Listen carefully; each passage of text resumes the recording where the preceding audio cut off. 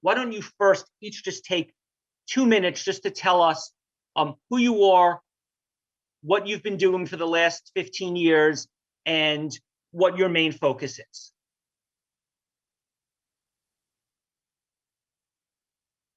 Want to go first, Theodora? Oh, sure. So I have been working with Environmental Health Trust for almost a decade now.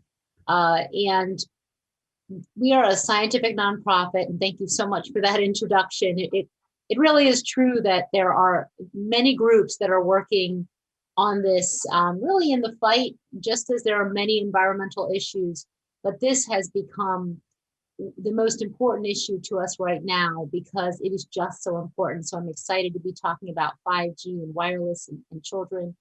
And we have a lot of resources on our website about kids and wireless, how to reduce your exposure. I know Aly will be talking about her incredible books I'm so thankful for. We have recommended books, including her book as well. And I am just, we're working. We've got our lawsuit, which you mentioned, is a legal action against the FCC, the Federal Communications Commission, because what it comes down to, as with all these environmental toxins, is we don't have adequate safety limits.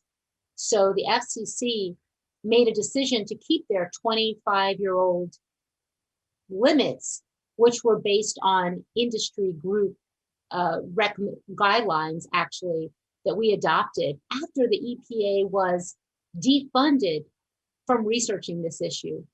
And yet the FCC decided to keep those in 2019. So our lawsuit, there were 14 petitioners, along with Children's Health Defense and Safer Phones as well, is about the lack of the adequate review of the scientific research.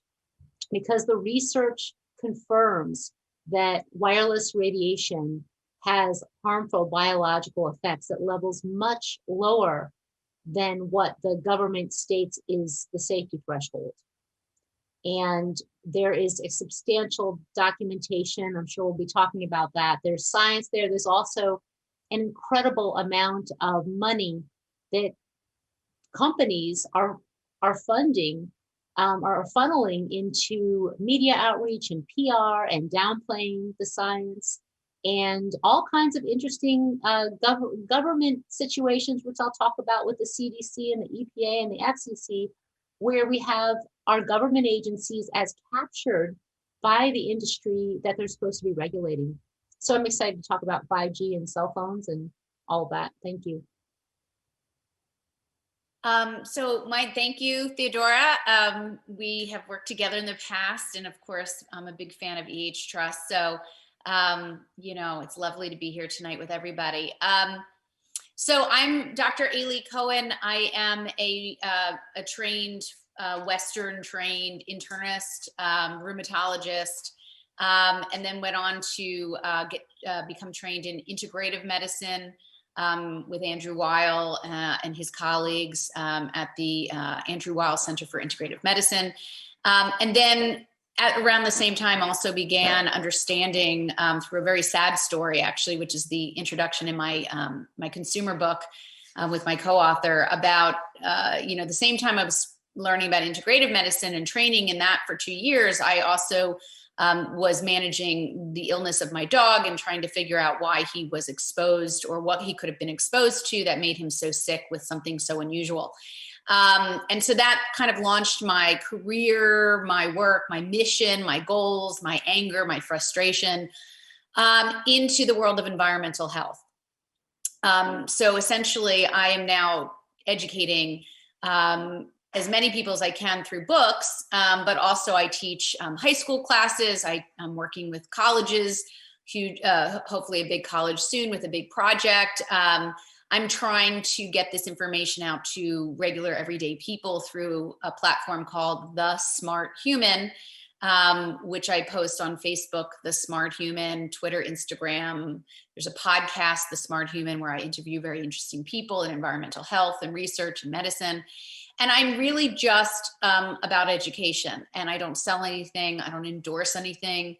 I keep it squeaky clean in order to keep my message filled with integrity and without bias. And, my goal is really to educate people on potential harm and risks to many environmental exposures, not just radiation, which we're going to be talking a lot about tonight, but certainly environmental chemicals, synthetic chemicals, BPA, phthalates, flame retardants, microplastics, air pollution issues, how that may play out in terms of future climate change issues. I also talk about integrative issues that are related to environmental health, which is stress and sleep, and managing diet and nutrition, which is critically important in terms of preventing exposures, harmful effects of environmental chemicals. And we have great studies on that. So, I look at the big picture of environmental health as a means of really breaking it down into sections of what people should and could and may be able to use. It's all about empowerment. It's practical, very simple, very smart changes people can make, nothing costly, just common sense information based on vetted scientific data.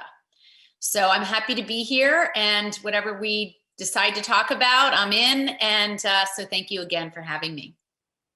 Okay, again, Aly's website is called thesmarthuman.com, thesmarthuman.com. So I hope everyone will write that down. And when you have a chance, go look at it and sign up to stay in touch with her so you can follow up with her after this lecture. Okay, so first question. I have one for each of you. Aly, I think I have this right, but maybe you could tell me. I have written down that you said we have had 90,000 chemicals added to our world over the last 200 years. How many, what is it? Is that the accurate number? How many of them have been banned after they found out there were problems? And should we be concerned that all these chemicals have been introduced, and are they affecting our health or contributing to disease?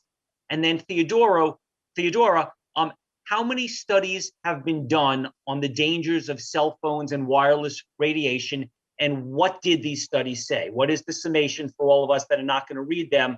What is the summation? So if you could each answer those questions. Heavy hitters. Okay, so really, I'll try to give some interesting statistics. You hit on some of them. So it's estimated 90,000 at this rate that we're going, because about 1,000 to 5,000 are introduced every year. But the fact is, we don't know, because the industry of chemical production is unregulated, unmanaged.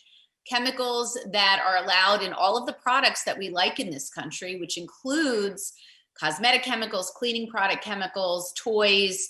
There are some limitations on phthalates in toys since 2006, but in general, even overseas, we get toys that come over here that have heavy metals in terms of cadmium and mercury and lead. But all of the chemicals that we are allowing into the country are upwards of 90,000 plus. Some people would argue up to 120,000.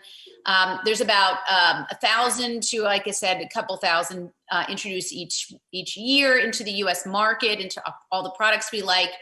There's about 15 polymers that are patented each week. There's about 1,000 now known endocrine disrupting chemicals out of that pile. I say known because, again, these are being tested by third-party institutions, nonprofits, NGOs, and academic institutions internationally with shared data. So, we basically have really, after the 1950s particularly, had an explosion of synthetic chemicals, including pesticides that were, went crazy at that time, plasticizer chemicals, flame retardant chemicals, bisphenol compounds, and just a variety of chemicals exploded at the time. The age of chemistry, Monsanto promoted it. It was certainly a reduction in the use of natural resources. Food storage did benefit. We did have the ability to send food overseas to troops. We have the ability to store food. We have a lot of benefits like plexiglass and airplanes and naugahyde and rayon and formica and just a variety of words you're going to recognize that we use in all of our household and travel and that kind of thing. But we did go nuts, and the chemicals were never tested or required to be tested before going into the products we use. Even today, personal care products, cleaning products, even our food additives, very limited in terms of regulatory oversight, in terms of testing for toxicity or safety. And so we'll get into that maybe a little bit later, but the idea is that we really have a runaway train here. And what we're doing now is we're finding out that the chronic low dose exposure of particular chemicals that have been well studied are turning out to have both acute and chronic health effects.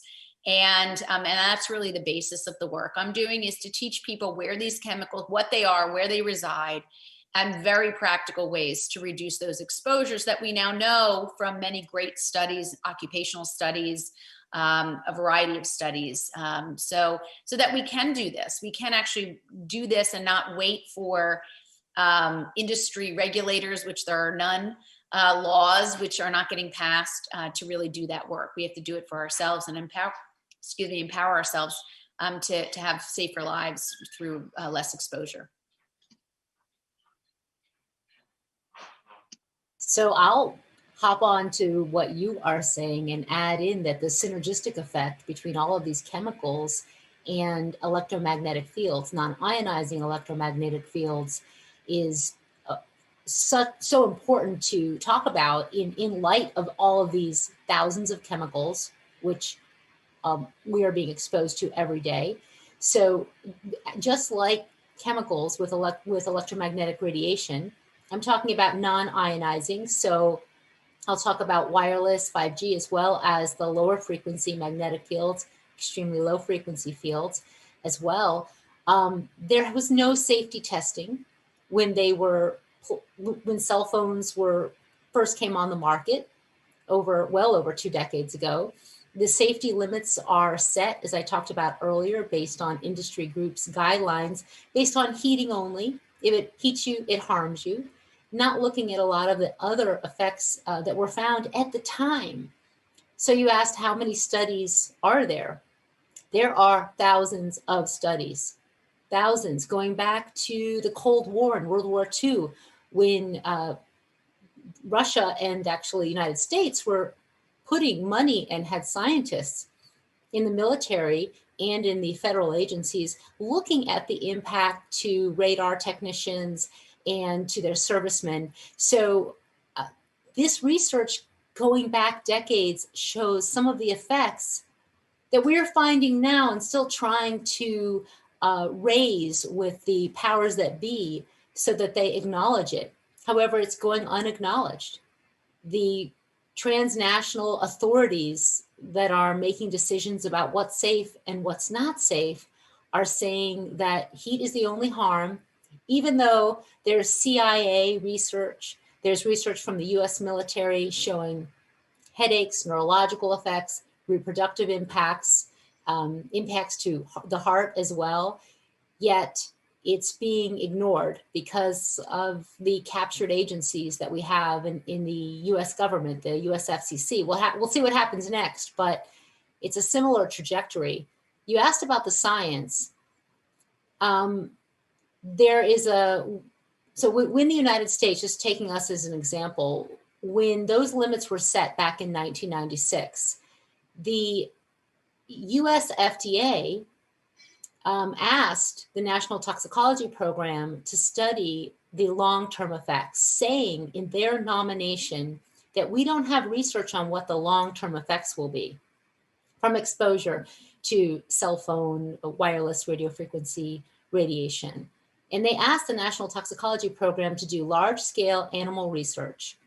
That took years and years. The studies have come out from the National Toxicology Program. You can go to the National Toxicology Program, search cell phone radiation, and you'll see where they talk about the clear evidence of cancer and the DNA damage, which they found in the animals.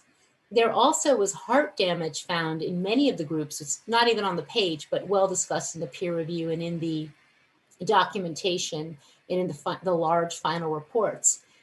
And now the FDA is saying that it's just animal studies. It doesn't apply to humans, and they're not, they don't think there needs to be a change in our limits. So just as another example of some research, the long-term research that's looked at people who use cell phones to their head for what was termed heavy use at the time, which actually is about half an hour, less than half an hour a day, had significant increases in a type of brain cancer. And those same types of tumors in humans are the kind of tumors that were found in the National Toxicology Program animals.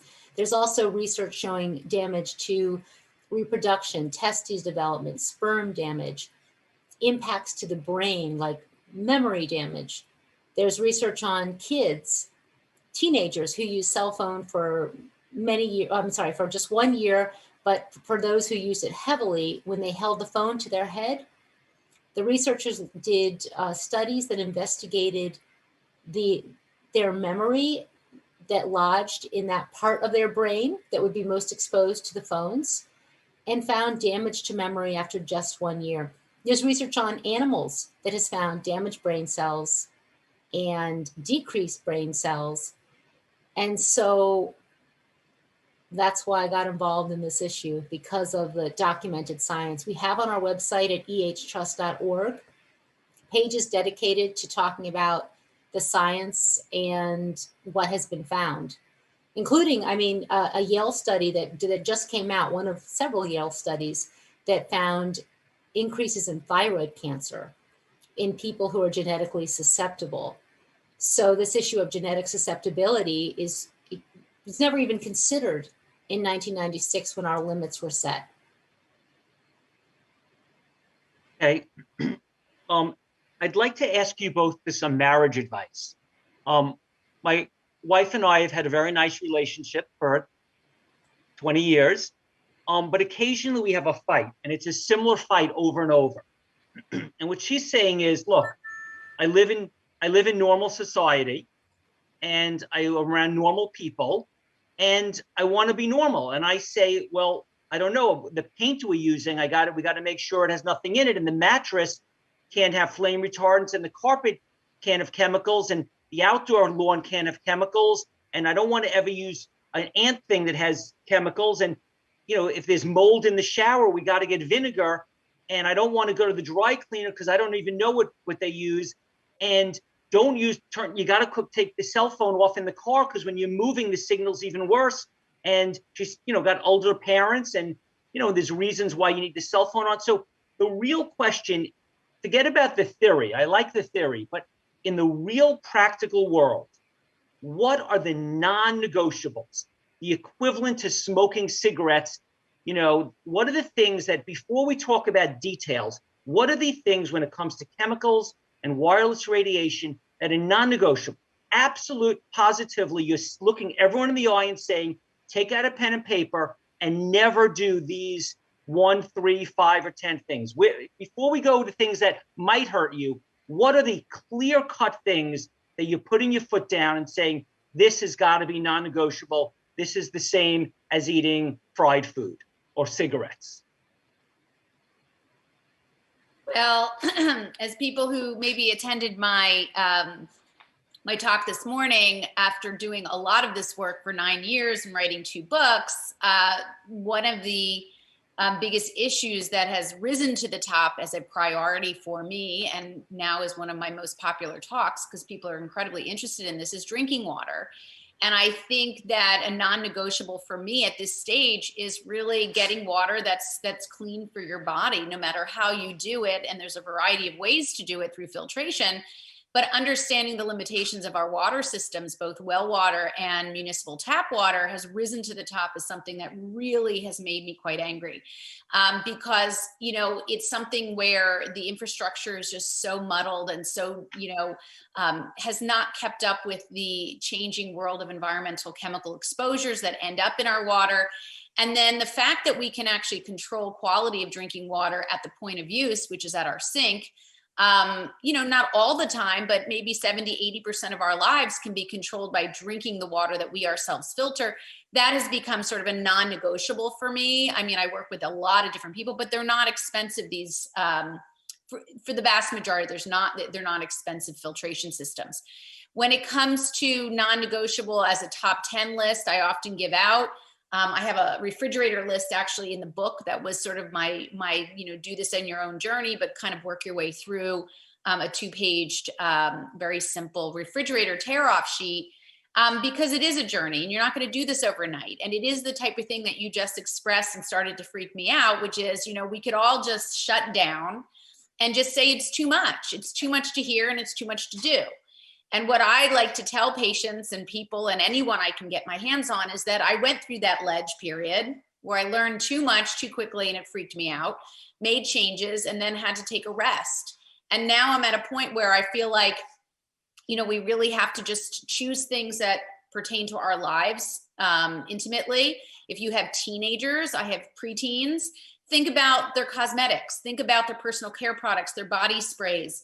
Think about the things that they are known to have high exposure to, which is plenty of personal care products. In fact, teenagers use the most personal care products per 24 hours than any other demographic. Endocrine disruptors are in most of these products that we use, but need to be vetted through ewg.org/skin deep. And I teach high school students how to look those up and how to reduce, those exposures and choose the ones that they want. I have teenagers that put laptops on their laps. When I walk through their schools to pick them up, I'm seeing all of these teenagers with laptops on their lap. And I don't want to cut into Theodora's top list of, musts, red lines, but I will mention that I'm seeing, my children through, my work now, looking at them in a very different way than I did when they were babies. And so I think you just want to pull from things that pertain to your life because that's where it sticks. Non-stick pans would be reasonable to switch out. Carry your water in glass and stainless steel. It's easy to switch out. We give that information in the book because it's just kind of simple swaps, but they have benefits. And if you can make those simple swaps without too much effort or cost, it's a win. And why not? So that's really my messaging is kind of go where things rank high in your life because that's where it sticks. That's where it gets to your heart. And you'll be much more proactive and probably consistent with changes when it has personal meaning to you. I like what you said about it being a journey because it really is a journey with, to start off, if we're going to talk about phones and things, is don't put the phone to your head. Plug in with a Ethernet cord when you can with your laptop. And the first thing that we did was at nighttime, give yourself time to rest, give your body time to not be exposed to electromagnetic fields. Make sure everything's turned off. If you have Wi-Fi in the home, if you have all this smart stuff, which we don't recommend, but what I did was go around the house and sort of kind of one by one swapped out the easy stuff. What's the low-hanging fruit that you can do? If you get overwhelmed, it's not going to help anyone. So taking those steps, the easy stuff is really the phone at a distance. Get a cordless phone. I'm sorry, don't get a cordless phone, get a regular corded phone for your home or office so you can have those long phone conversations and have it not be wireless. Those are the first things I did, but I think what the question that you're raising brings another issue, which is we got to start talking about this and getting some policy change so that it's not on us to always say, oh, wait, oh, that's toxic or, oh, this, because I can walk in a room or go to a party and I'll be like, oh yeah, chink, chink, I'm noticing if there's a pan with Teflon or all of those things, but we got to get some policy change and start getting active and starting with your community, like related to 5G. Is 5G coming? What's going on? Are there antennas that are being permitted in your community? Find out what they are and, help, let's get that change so we don't have to be like the FBI. Checking everything and knowing, or even it shouldn't be our responsibility. So many hands make light work. Just to follow up on that, what type of water should we use? Should we use distilled water, or what do you recommend exactly? What is best in terms of water, and what's the best filter? Like, what's our best choices? Well, I'll start by saying I see patients in every different stage of life, whether they're going off to college, whether they're renting apartments, whether they're buying their first home. And I think you do want to make sure you understand that setting, because people don't want to feel bad that they're going to college and they really should have had a reverse osmosis water filter added to their dorm room. It's not going to happen. So I think you want to work with what stage of life you're in and what you can afford, and also, what you can handle in terms of your mobility from place to place. Now, that being said, there's different types of filters that you can get. There's carbon block, which is basically carbon or granular carbon. There's UV light, which kills basically bacteria and viruses, but doesn't do so great with shelled organisms that are harmful, like Giardia and Cryptosporidium. So there's limitations to almost every filtration system. And my opinion, again, I'm sticking to my opinion, having a home that I'm not moving from or renting, but of course I travel. When we did travel, is that I wanted to have a system like a reverse osmosis, because the cost has come down so dramatically. It's kind of like the VHSs in, the early 90s. They were huge, and, or cell phones, they were huge. And, as time went on, they got cheaper and smaller and cheaper and smaller. And now reverse osmosis water filters, if they're certified, vetted, they're NSF certified, and they're made in America, and they're not outsourcing parts like the filter portion, which is commonly done to other countries where you can't have oversight. If they're made in America, and particularly in California, for instance, is a company I like, but I can't share. But the idea is that, RO filters are the most aggressive way to clean water that consumers have at their disposal in the US. They go under your sink if you want to just simply use it for cooking and drinking. You can get a whole house filter, which I myself, we did not invest in at this point yet. It's quite expensive. So again, you want to work with what you're able to work with. But then there's pitcher filters, as I mentioned, there's faucet filters, there's refrigerator door filters, mostly carbon block, distillers, which take out minerals, which some people do not like. However, minerals like calcium and magnesium, you can add in through your diet. So there's lots of different ways to do this. We describe them in the book. I hate to defer to the book, but it's just, I don't do it justice with this answer entirely, but I want people to know that my personal opinion is reverse osmosis. It's what dialysis machines use, just so people understand the cleanliness of that water is dialysis water using a dialysate. And so if it's good enough for patients that need dialysis, I think it's good enough for all human beings. And because they run $200 to $300 for a vetted one, and about $150 in this area for 1 hour for a plumber to put it in, 1 hour, you got to really know that there's a lot of junk water companies out there that are trying to scare you into a lot of big systems, but you really just need to buy your RO system, have it delivered, have a plumber put it in, and you're done. And then you basically pay for cartridges once a year. And it saves a lot of money, pays back itself in terms of buying plastic bottles, which, I prefer people not to do. But of course, when you're traveling and you're on the go, nothing is perfect. Nothing is perfect. It's how you manage as best you can with the world that we are now in. And that is the way the book was designed. That was, the way I message on The Smart Human on social media. It's about making small changes over time that stick.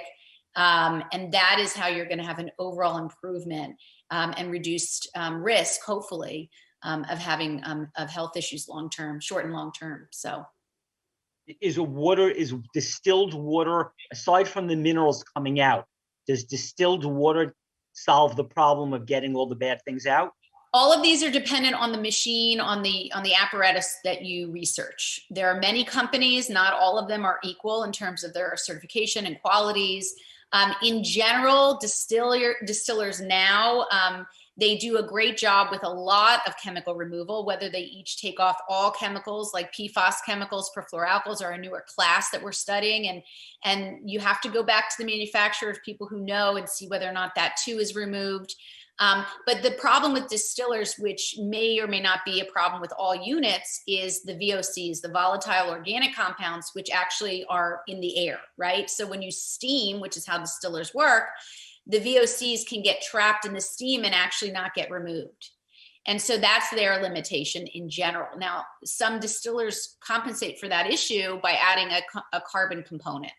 And so again, it's a lot of, not so much research, you can read my book and get a little more information, but the idea is that you do want to be an educated consumer. Consumer Reports does a good job of overseeing a lot of this. You want to just be an educated consumer, ask the right questions, and make sure things are as much as you can made in America and not outsourced, especially the, for instance, the filter portion of the RO filter. A Dow filter is a very important component because of the pore size. So again, these are the things you want to ask questions. It's not as complicated as people think, but it's definitely worth considering. Considering your water intake is so critical, and we need it for the rest of our lives. So getting a system right that's within $500 makes sense to me. Not to everybody, but certainly it saves money even on bottled water repetitively. Theodora, regarding wireless radiation and radiation in the house, is it a perfect solution to buy an EMF meter and then walk around your house and see the reading? And if there's no reading, you know that you're in an area that you're not being exposed to cell phone radiation or wireless radiation? And if this is a good solution, where do you get these meters? What type do you get? Oh, so what is a solution? It's definitely useful to get a meter. There are many different kinds of meters. I suspect like water, when you go down looking at what is the right water filter. But having a meter is really helpful because you can know what your exposure is. If you get a higher level consumer grade meter, then you will have more information. There are some, cheaper meters that are $100, which are not going to give you details necessarily. So I guess I would say it is important to know the numbers, because I tell you, when I got my meter is when I realized, oh my goodness, my home cordless phone that I'm using now more than ever, because I thought, well, I won't use my cell phone. I will use the home cordless phone, not knowing, not fully researching at the time. This was when I first learned about the issue, that home cordless phones are kind of like mini cell towers in your home. So that meter helped me identify this exposure that was right near my head for so many hours a day. And you can also, if you need to do remediation, like maybe you do live near a cell tower and you're in a stuck situation, and you're going to do some sort of shielding, we recommend getting professionals to come help with any shielding that you do. But jumping back to the simple steps, getting your nighttime space cleaned out, we've got research and simple steps on our website on that. Removing electrical cords, turn everything off, don't sleep with your cell phone, have a home corded phone for emergencies rather than the cell phone, or put it at a distance if you're on call. Or there's many situations where people have work situations where what we recommend is quite challenging. So we have to figure out what are your best first steps. And that can do a lot. And then transitioning to hardwired Ethernet connections in the home and having that regular phone that you can make those voice calls on.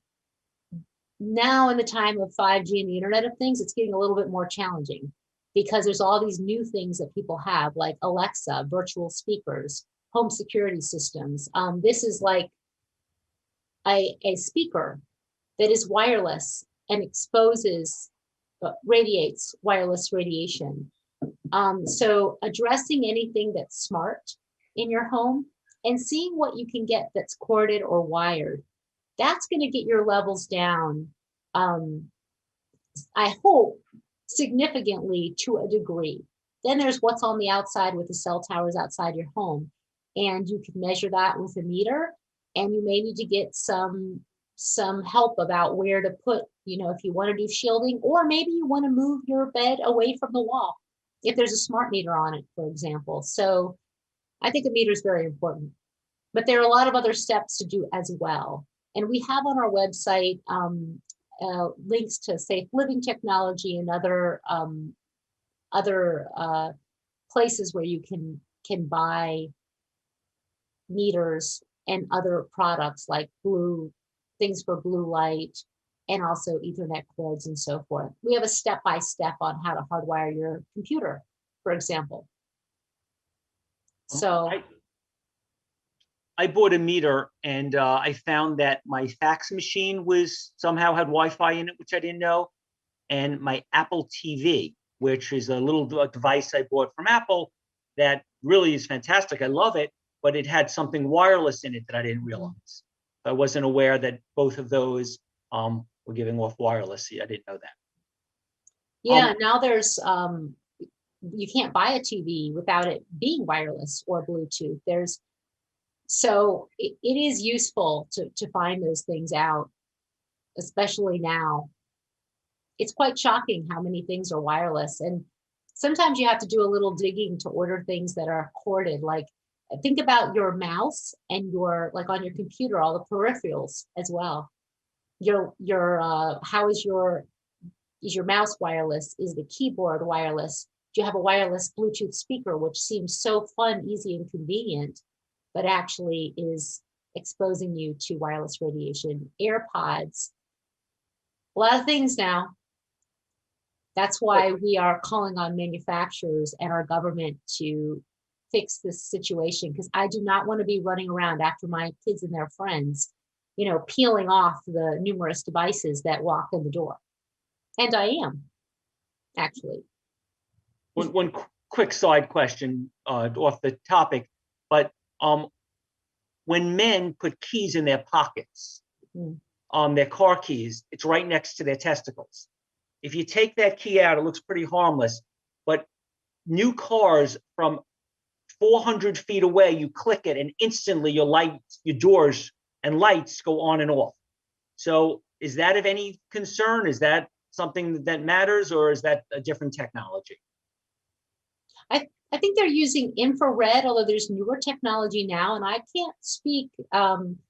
There are so many models and so much technology in cars. This is something we're actually focusing on right now so that we can get a handle on it, but it's quite complex because the newer cars have all kinds of sensors, those keys that just open the car when you're near the car, and all of this technology where it really depends. But the ones that you just click a button and your car door opens are often a technology that is super short. It's not always exposing you. However, I can't speak to the newer technology. So I think this is a really important question, because cars can actually have so much wireless, which we can address in some ways, like turning off a lot of the antennas, but also magnetic fields from the batteries.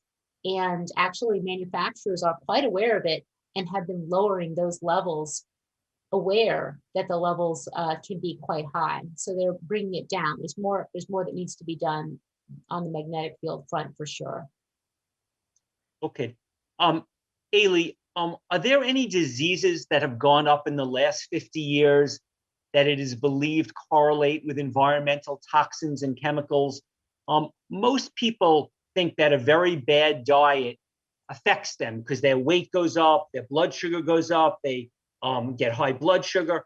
But most people seem to think that environmental toxins and chemicals are, they don't see it, they don't know how to measure it, and they kind of, to me, it seems like they don't take it that seriously. Is there data suggesting that there's a real correlation between diseases, which people do take seriously, and these environmental toxins and chemicals? And then, Theodora, separate question, are there devices that can protect us from wireless radiation, cell phones, and 5G? Are there the things around our neck, the things that go on the phone? What has your research shown about, does any of them work? A lot of people are making claims. So those are the two questions. Aly, you can go first. So absolutely, there is robust data on environmental chemicals, heavy metals, and specifically a class of chemicals that's now been discovered over the last 25 years called endocrine disrupting chemicals, or EDCs. There is so much robust information regarding EDCs and how these chemicals are able to disrupt the endocrine system. Endocrine disrupting chemicals, they disrupt the normal physiology and workings of the endocrine system, which is a system built on messaging throughout the body for all types of physiologic effects, growth and development, insulin management, protection from cancers, in terms of how they can function. Believe it or not, they don't protect, they actually can disrupt and cause, or I shouldn't say cause, are associated with higher rates of hormone sensitive cancers. So this class, and I mentioned earlier, there's known about 1,000 known now, and known again, meaning tested, groups like phthalates, BPA, flame retardant chemicals, large number of pesticides, including glyphosate, atrazine. So this class of chemicals called endocrine disrupting chemicals, the data is so robust. We have reports, huge reports from the World Health Organization, a 2012 report that was about 5 inches thick. You can actually download it off the internet. I'll see if I can locate the link at some point. But the idea is that the World Health Organization actually has a paper in 2012, and I'm sure they're going to be coming out with something in the near future regarding the effects of endocrine disrupting chemicals and worldwide health conditions. The American Academy of Pediatrics certainly has their position paper, and the Endocrine Society is, a strong proponent of managing endocrine disruption chemicals. And then the Academy of Reproductive Medicine, the American College of Obstetrician Gynecologists, all have position statements on environmental health, on environmental chemicals called endocrine disruptors and their effects on human health. That being said, we have higher rates of obesity, and that is in part due to some of the receptors, PPAR gamma, and some of the receptors that many of these endocrine disruptors are able to not only increase the production of stem cells turning into fat cells, but also they increase the size of fat cells. So we now know that that is an effect of endocrine disruptors, various classes. We know that the increase in congenital abnormalities in young boys because of androgen blocking is the work of Dr. Shauna Swan, and in terms of phthalate exposure. So there's an association between higher levels of phthalates exposures in utero, and the increased risk of cryptorchidism and changes in male genitalia. The anogenital distance gets narrower. And we also know that there are higher rates of autoimmune diseases. We know that which is endocrine and immune system related, which is a little complicated to explain here. Sorry about the dog. We also know that there are increased risks for endocrine sensitive cancers, as I mentioned, breast cancer, testicular cancer, thyroid cancer, which is a very sensitive organ to these endocrine disruptors, and uterine cancer, prostate cancer. And so those are very important to note that there's an increase in incidence of those cases as well. Other things, we know there's relationships to osteoporosis because, of course, bone growth and strengthening is a hormonally driven process. We know that there's cognition issues and in utero exposures that can play out in terms of neurodevelopment in newborns. So the list really kind of goes on, and there's just enormous amounts of science that support what I'm saying. I tell my classes I didn't make this stuff up. I'm just conveying very important studies, international studies, and respected bodies of that support and share this medical evidence quite readily. So you can go to pubmed.org, which is med.org, and you can search out topics based on search terms. And you can actually, I teach my patients how to look up their own studies for medically related issues, but it's open to the public. And you can really start to see how much information there really is in terms of these chemicals and how they do affect not just asthma and short-term exposures like contact dermatitis, but chronic health conditions that play out from low dose exposures over a period of time.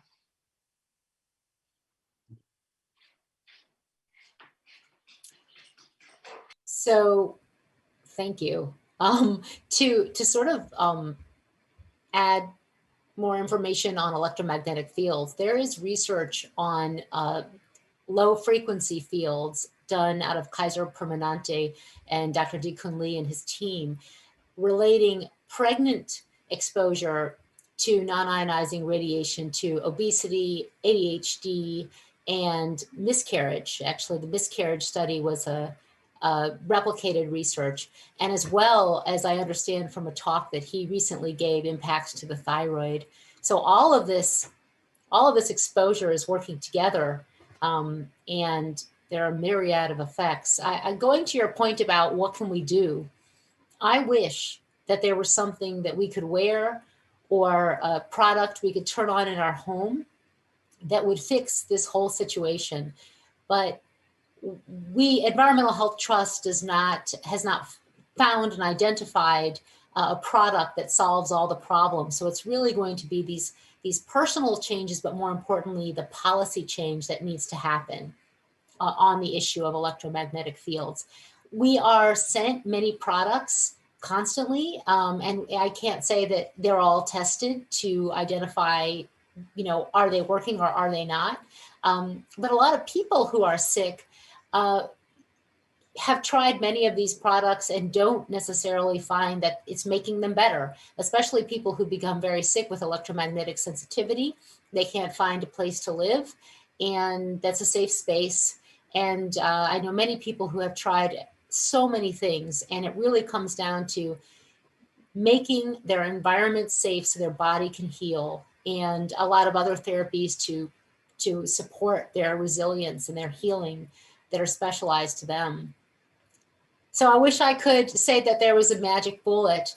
I know people write me and say, well, my child's going to school. What do I do? Can I put a sticker on the back of the laptop? Will that fix it? And I think we have a situation in the schools that needs to be addressed. So importantly, especially as kids go back to school, I know what we're advocating here is that the companies that are saying, we will provide the Chromebooks, we will provide the internet connections, that they provide the affordability for families who need to be connected in their homes so their kids can connect, but that it not be wirelessly. And in schools, they can do hardwired connections so that there's not constantly a wireless exposure. What I can say now is that there are schools that are test beds now for 5G in schools. And we are astounded to learn about what's going on with the schools, where they are doing a virtual reality where you place a phone in an apparatus and put it up to your eyes, exposing your eyes, your brain. So kids in schools are, I think, the playground of industry on this matter, and we really need to protect them because they're more vulnerable. I know, as you talk about in your book, and as we talk about in Environmental Health Trust, kids absorb proportionally more radiation into their brains and bodies, and they're more vulnerable because they're not little adults. They have developing systems, developing brains, and research has shown that stem cells, which are more active in children, are actually can be more affected by some modulations of wireless radio frequency. And with 5G, there are new modulations and new faster data rates, all new characteristics of the waves, higher frequencies in combination with the lower frequencies, which have not been adequately tested for safety, and whereas there is research documenting harmful effects. Thank you. So. Okay. Two new questions, one for each of you.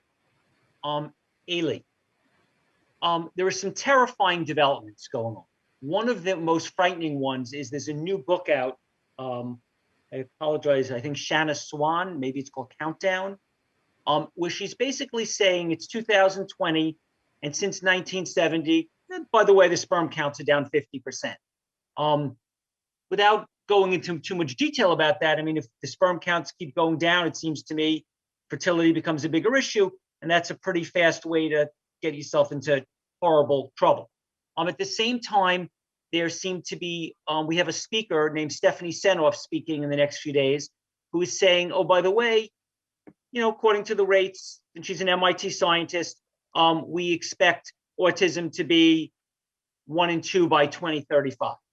So things like this, along with just a dramatic increase in obesity from 10% to 40% in the last 50 years, increases in diabetes, increase in all childhood development disorders, asthma, allergies, attention deficit hyperactivity disorder, the not even, and just on a separate thing, that the chemical the extinction of wildlife, the extinction of insects, the extinction of bees, the ocean dead zones.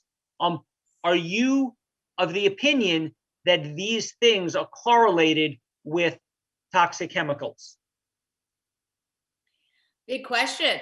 So to start off with, Shauna Swan is a colleague and a friend. She actually wrote a chapter really great chapter on how medications are endocrine disruptors. It was fascinating, particularly NSAIDs and how they work and how they break off and how they mixtures, obviously chemicals in our bodies don't act alone. They can be synergistic in terms of their harm.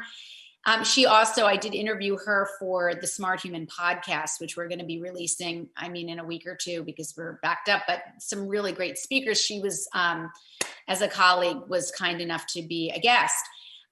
Yes, her work is extraordinary, and I'm glad that her work is getting the attention it's getting, because it may actually help to really pay attention to what we're doing to ourselves.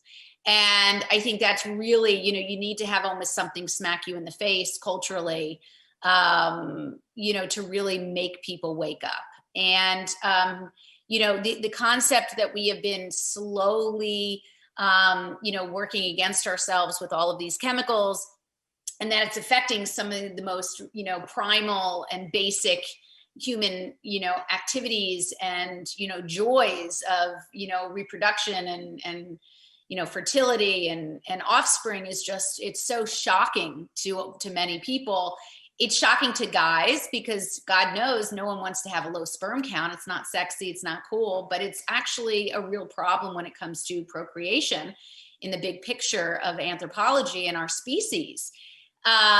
So, as I mentioned this morning, I tried to get in some exposomics and try to mention that, not one chemical is going to necessarily cause one thing.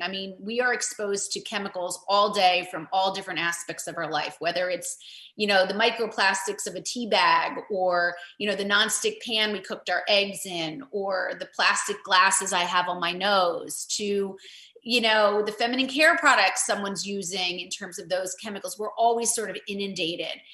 And our development of disease is really dependent not just on necessarily one chemical, or, specifically maybe an EMF exposure. It's this combination of a dance really between our genetics, our lifestyle, and our environmental exposures. And all of those three things really put together add to whether we express disease or not. And that is called our exposome, our exposomics. And it's really these proteins that sit in our genes and whether or not they allow a genetic sequence for Parkinson's to get expressed, or Alzheimer's, or autoimmune disease. And so, like I said, you can have this, exposure realm, but it's what we do about it that has shown to be effective in reducing the exposures. And that includes the lifestyle aspects of exercise and sweating and sauna and doing things that are anthropologically appropriate for reducing chemical exposure, breaking down chemicals through phase 2 conjugation of the liver and the kidneys, helping to get rid of these chemicals. It's sleep. It's managing sleep. We now know an enormous amount of information about sleep and how we have a glymphatic system, which is a fluid-filled system around our brains that cushion the brain, but also help to remove some of the chemicals that we have been exposed to on a daily basis. It's like a washing machine. And, getting enough sleep reduces inflammation, inflammatory markers, helps with cognition, pain, perception, in terms of what we deal with in terms of chronic illness. And so again, getting good sleep is not just about turning, removing the chemicals and the crappy food and the processed food and the drinking water chemicals. It's also about turning your phone off and keeping a distance and not getting near your head and not looking at social media before you go to bed and reading about horrible things. And, so there's this combination of things that we need to think about instead of just honing in on one particular exposure. We do have, from an occupational health studies, we do know that there are specific groups of chemicals that do in fact, I don't want to say cause cancer, but it's pretty darn close because of the associations and exposure risk and time period and age of the, like for instance, migrant farm workers have been well studied in terms of pesticide exposures and organophosphates. But, it's very hard to take away the confounding components, and really prove that in a well done, double-blinded, placebo-controlled study. But we do know that those associations are pretty strong, especially among occupational workers. But that being said, I think when you describe all of those horrible things about extinction and oceans and, to me, it makes me shut down. And, it makes me feel, I smile because I don't know what else to do. And I feel like I need a drink. And what I'm trying to I'm assuming other people feel the same way. What I would like to do is just simply give as many reasonable ways that are evidence-based in reducing those exposures and focusing on the empowerment instead of the destruction. Because I think we'll get a lot further when we kind of make our small changes over time. It feels good. It's represented in our breast milk, in our urine, in our sperm quality. We can see changes that can be made and affect us physiologically. And I think that's where we need to go in terms of our movement forward. It's a daunting world ahead of us. Climate change doesn't add much good stuff. But we can do this at least to start on an individual basis where we have control of our home, our bodies, our kids' bodies. We can make a lot of great decisions. And that's really the basis of a lot of the work I do. I try to stay away from the negative, believe it or not, because it's just too overwhelming. And I really stick to the positive, proactive, great studies that show improvement. Thank you.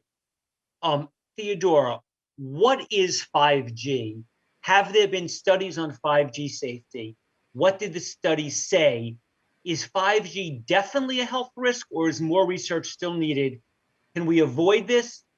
And tell us about your lawsuit against the FCC, all that. Okay, so we believe that 5G is definitely a health risk, and I'll tell you why. It goes to the question of what is 5G. So 5G promises to tie together the Internet of Things, and it will involve hundreds of thousands in the United States, nearly 1 million new cell towers called by industry small cells. That's the term. So small cells are really a shorter cell tower, in addition to more macro large towers, millions of new towers worldwide. So there's going to be more cell wireless networks that are going to be in place with antennas that are increasing the ambient, that everyday level that you are exposed to when you walk outside your door that you can't control. And that's a really important piece here, is that we can make all these changes at home, which are so important. But if there's a cell tower outside your door, it becomes involuntary exposure. What is 5G? What frequencies is it? How is it different from what we have now?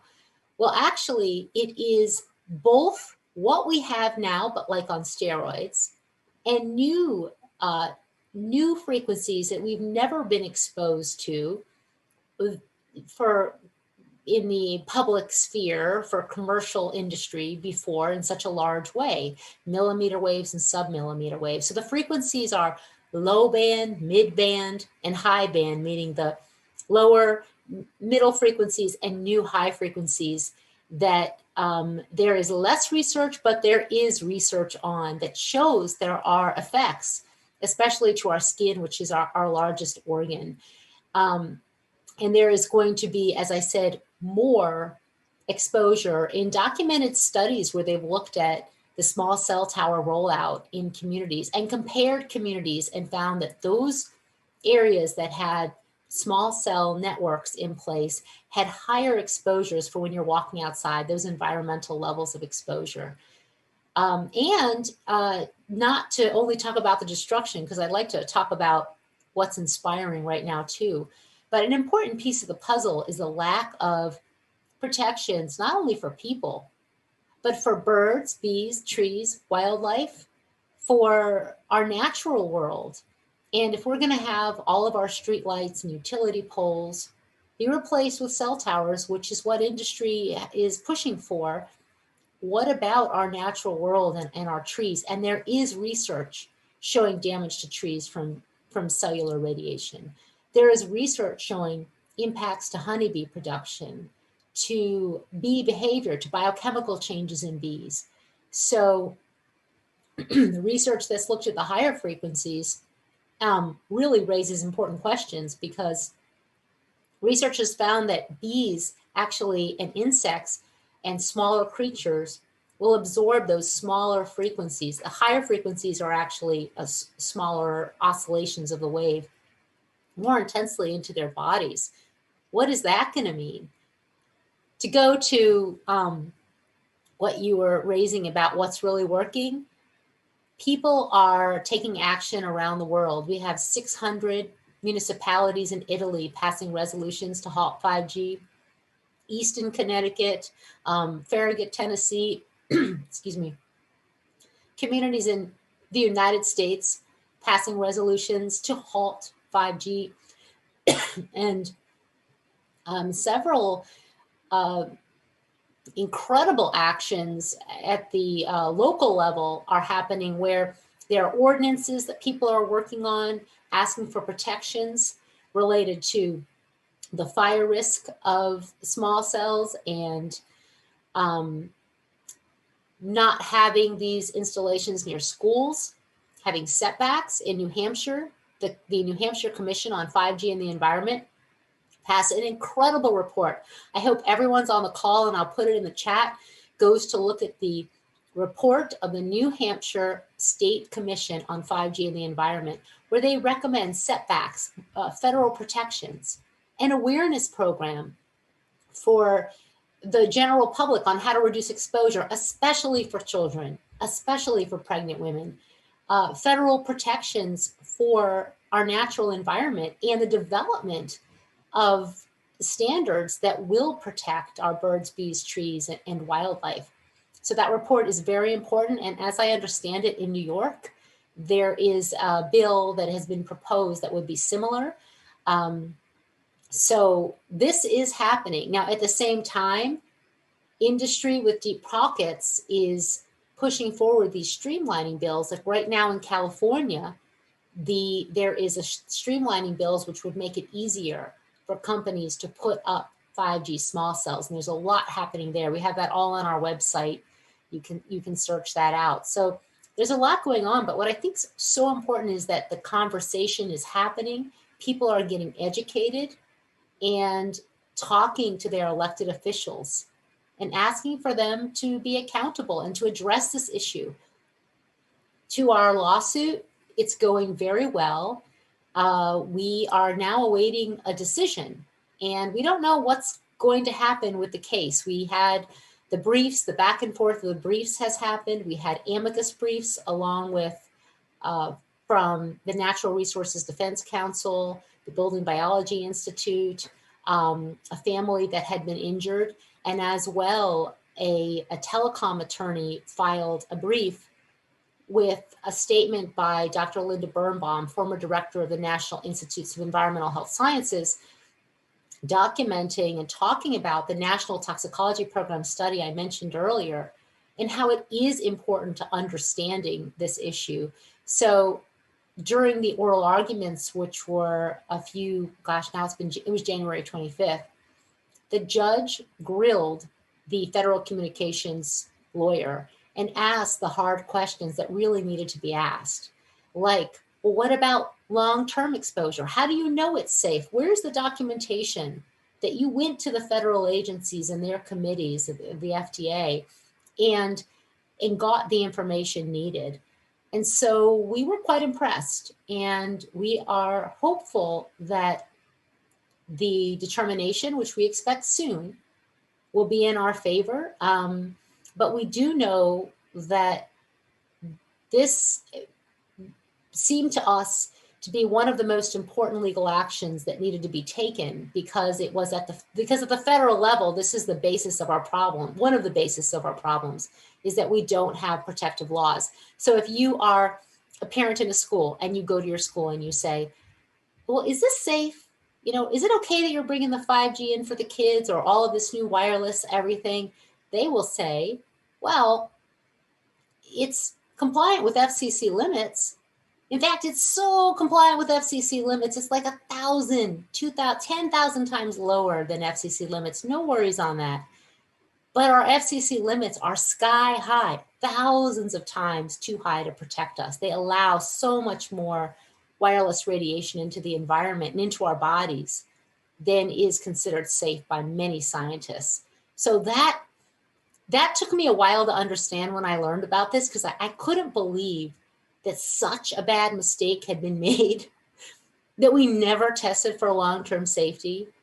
But just to give you an example of the numbers, you know, there are other countries that have limits 100 times lower, more restrictive than the United States. Now, they're still not protective, but they're far more strict compared to the United States, Australia, Japan. And the thing is, in order to deploy 5G and in order to deploy 4G and do densification of the networks, companies are actively funding commercials and websites and PR to get those countries to make their limits less strict, like Italy. They're trying to get Italy to change their limits because Italy has more restrictive limits to accommodate 5G and roll out 5G. They already did it with Poland. They got them to change their limits that were far more protective. There are a lot of Eastern European countries that have more restrictive limits on this. So if 5G is so safe, why is industry trying to make other governments change their limits on wireless radiation to accommodate it? So a lot's happening at the policy level, and people are talking about this issue, which is really important, to have the conversation and not just, oh, it's it's everywhere, there's nothing we can do. There is something we can do, and we need to do it now. Many hands make light work. That's my motto. Last year, you were raising $20,000 for this lawsuit.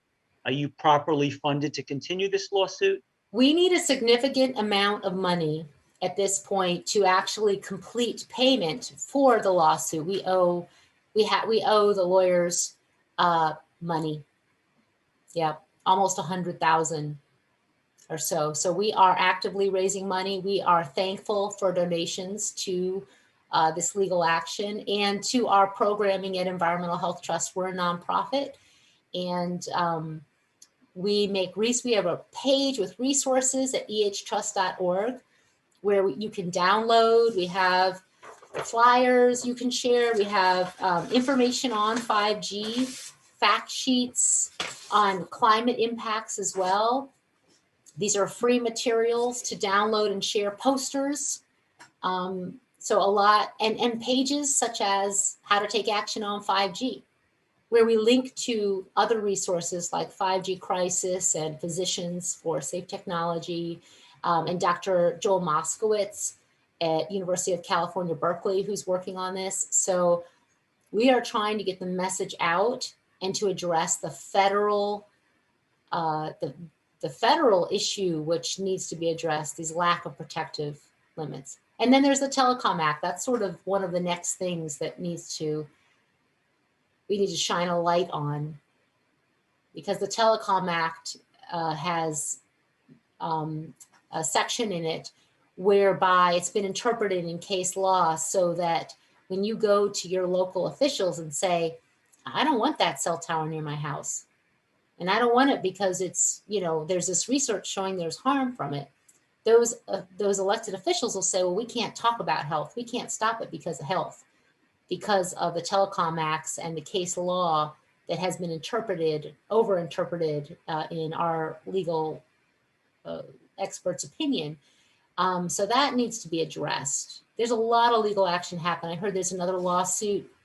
Oh, there's also a lawsuit happening with people who have alleged that their brain tumors were caused by their cell phone use to the head.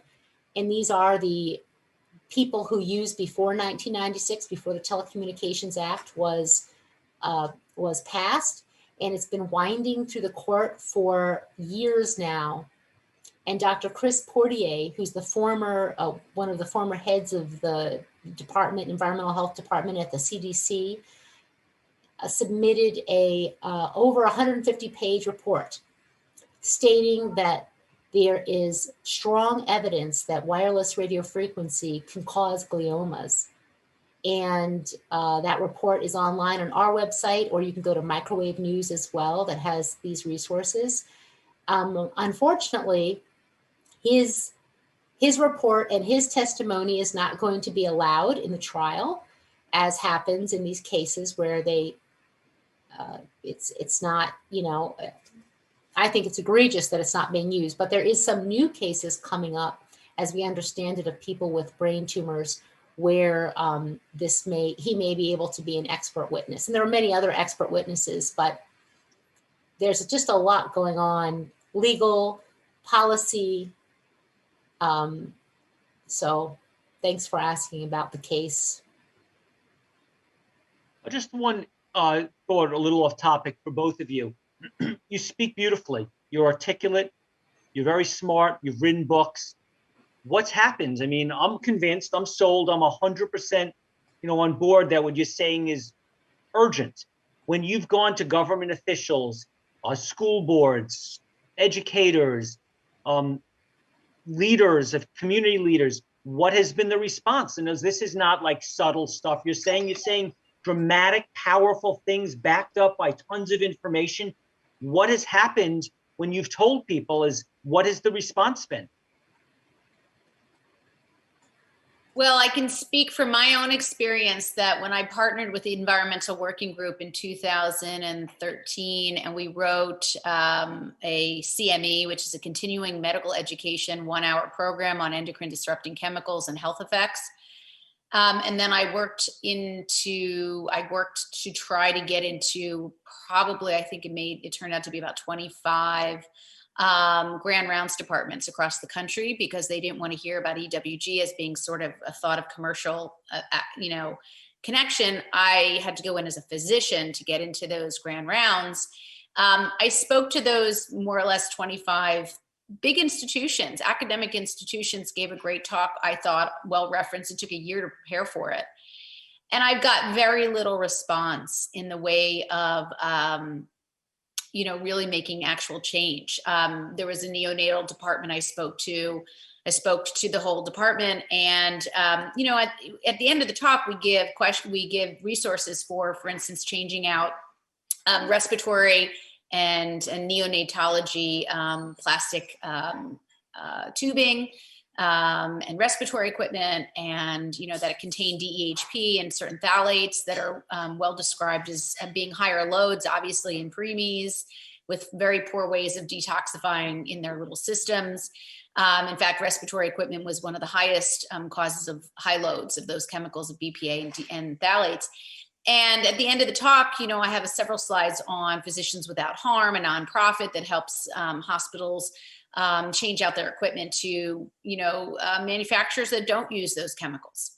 And I can tell you in 25 lectures, I didn't have one person come up to me after any of those talks to ask me about that. And in fact, it was one of those situations where it makes sense now in hindsight, because in medical school, I didn't learn about environmental health, nothing. We didn't learn nutrition.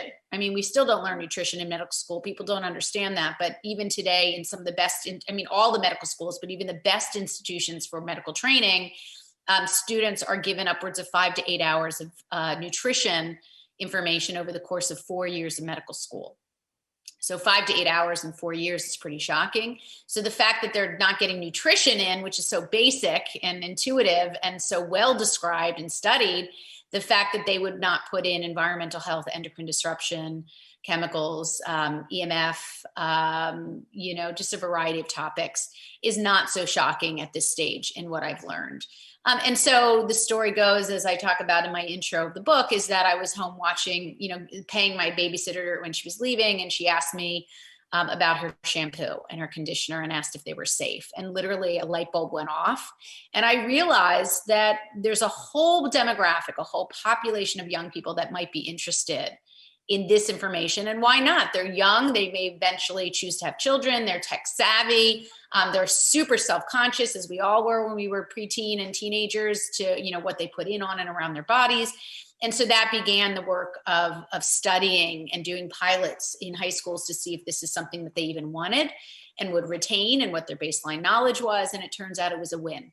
So I think in retrospect, looking at sort of these messages, I'm very frustrated overall. But I think that when you look back at the last 5 years, I've seen tremendous amount of education to the consumer that has really exploded.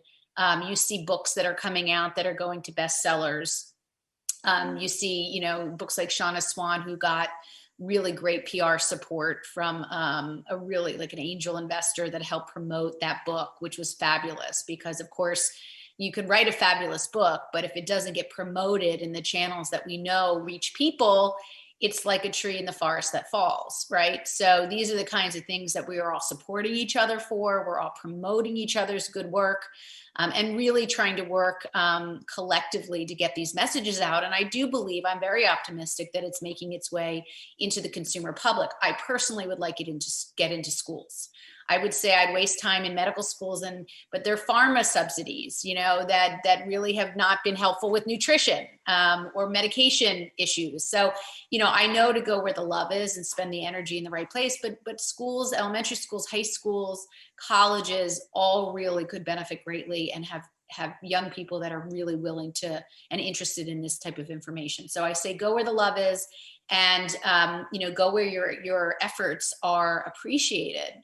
And I think that makes the job of doing this kind of work. I'm sure Theodora would probably speak to that, but it's frustrating when you hit closed doors. It's very warm, heartwarming to reach people that really want to hear this material, and it kind of translates into bigger populations.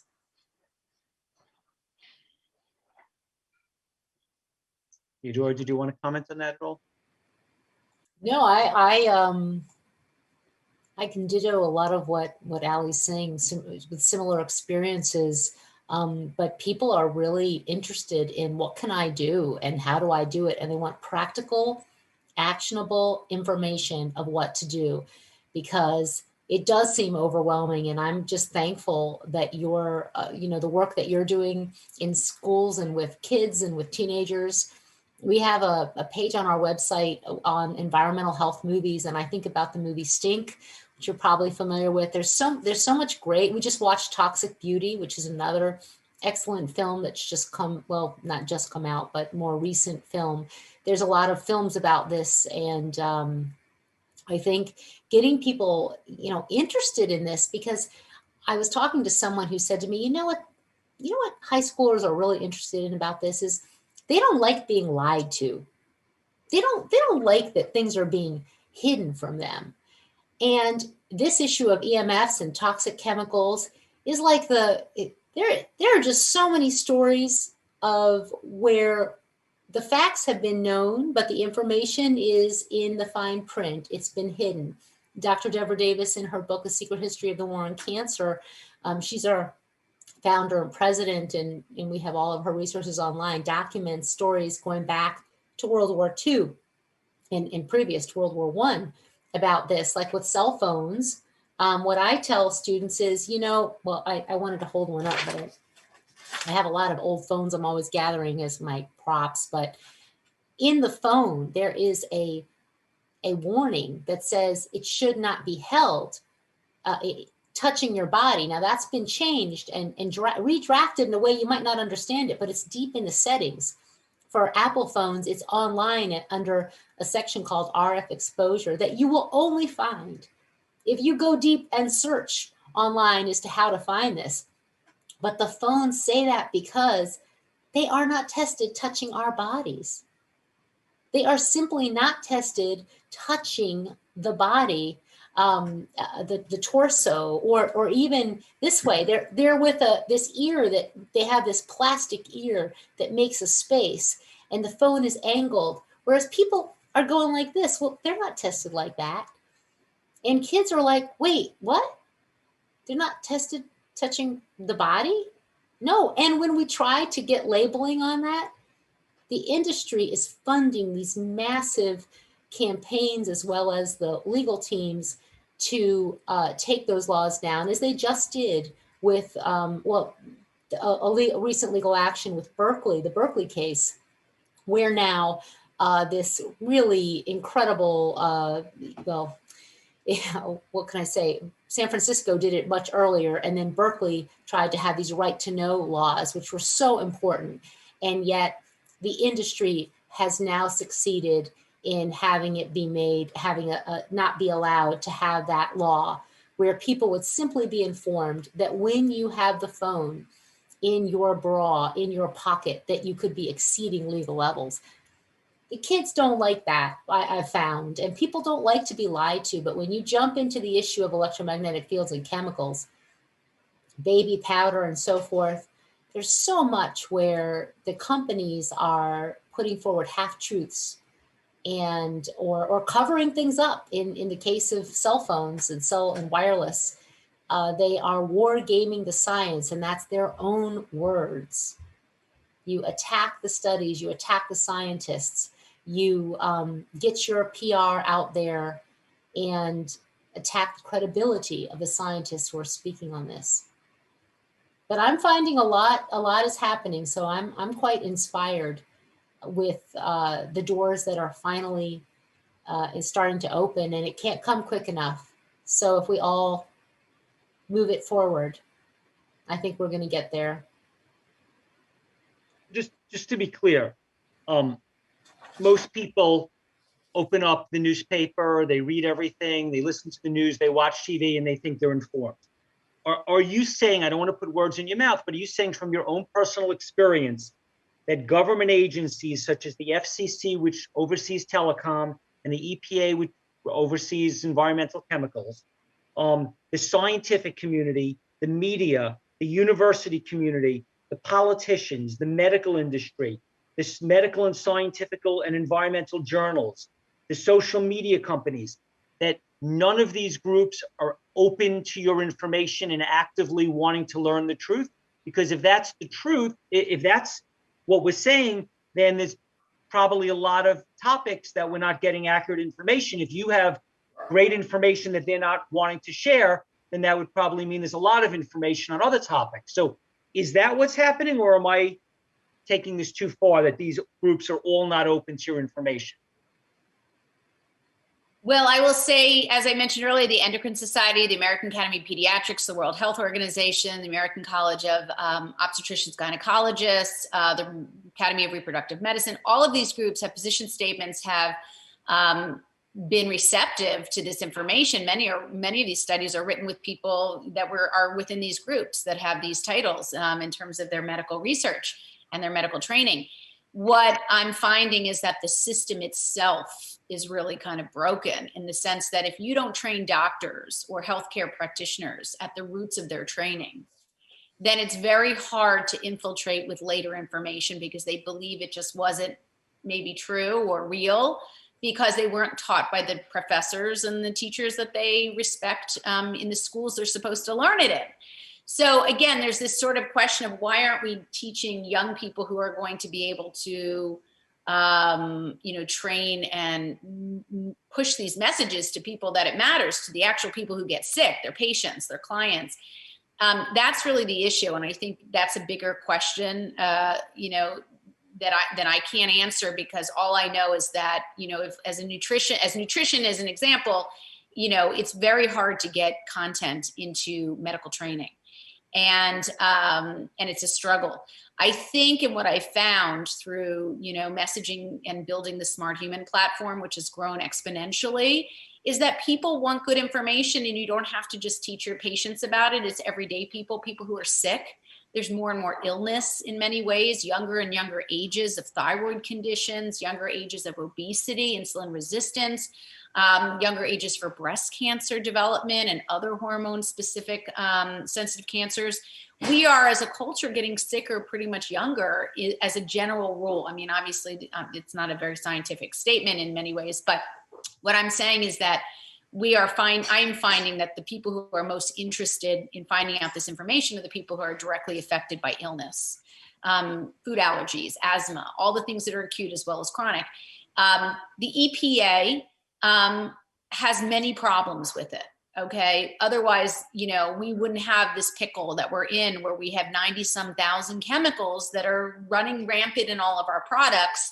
And for instance, lead, which we know is toxic to all human beings, is allowable in makeup, in lipstick.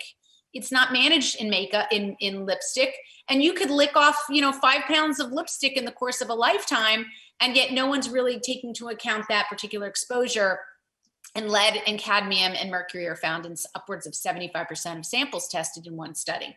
And we're talking expensive already all the way to the junky chemical, cosmetic brand. So it doesn't really matter the brand. So what I'm saying is the EPA, has been tasked to do certain very narrow, specific, studies, recommendations, guidelines. They, as a public health and government agency, they're thinking in terms of large numbers, large, exposures over time. They're not really looking at mixtures. They're not looking at, in terms of individual exposures. Children, the size of the person exposed, children, pregnant women, autoimmune disease, or immune suppressed people. And so we have all sorts of issues where they're labeling, lead exposure at 15 parts per million or 5 even parts per million, depending, as being appropriate. But most people would say that many of the MCLs and the maximum contaminant limits, even in water, are not safe at the levels that they're describing. So there's discrepancy on what they consider safe and what researchers consider safe, especially the type of person who's exposed over how much time. And so, that's where we have some real issues here. So, I don't want to say, in conspiracy theory, I think there's really smart people at the EPA. Unfortunately, over the last several years, a lot of them were fired. And so we have to think politically as well. I don't get political in anything I do, but, let's call it what it is. Good people were fired from really important positions that really did a great job of the science, no matter what their political beliefs were. It's a problem because, the regulations are really more on the side of industry. That is just where we're at. And so anyone who stands in the way with science that's important can often be sidelined. So I'm hoping that we vote, not only with our dollars at the stores, which is what I teach young people, what you buy matters and moves the market, but who you vote for matters. And whatever side of politics you are on, you have an opportunity. And so embrace that opportunity and think about the environmental positions and the environmental health positions that the people you want to elect are espousing.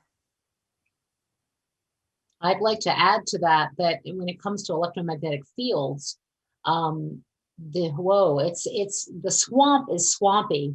You're deep in the swamp. Now, the FCC I've talked about, they are captured by the wireless industry at many levels, but their job is to promote communications. So let's look at the CDC. We found that the CDC, most people are aware of how the CDC at one point, actually when Chris Portier had come back from the 2011 meeting where at the World Health Organization International Research on Cancer, and the determination had been made in 2011, and Dr. Portier represented the CDC in that meeting where they determined that wireless radio frequency cell tower radiation was a class 2B possible carcinogen, now a decade ago. He came back and he said, well, we need to update our website at the CDC. I mean, this just happened. I was there. This determination was made.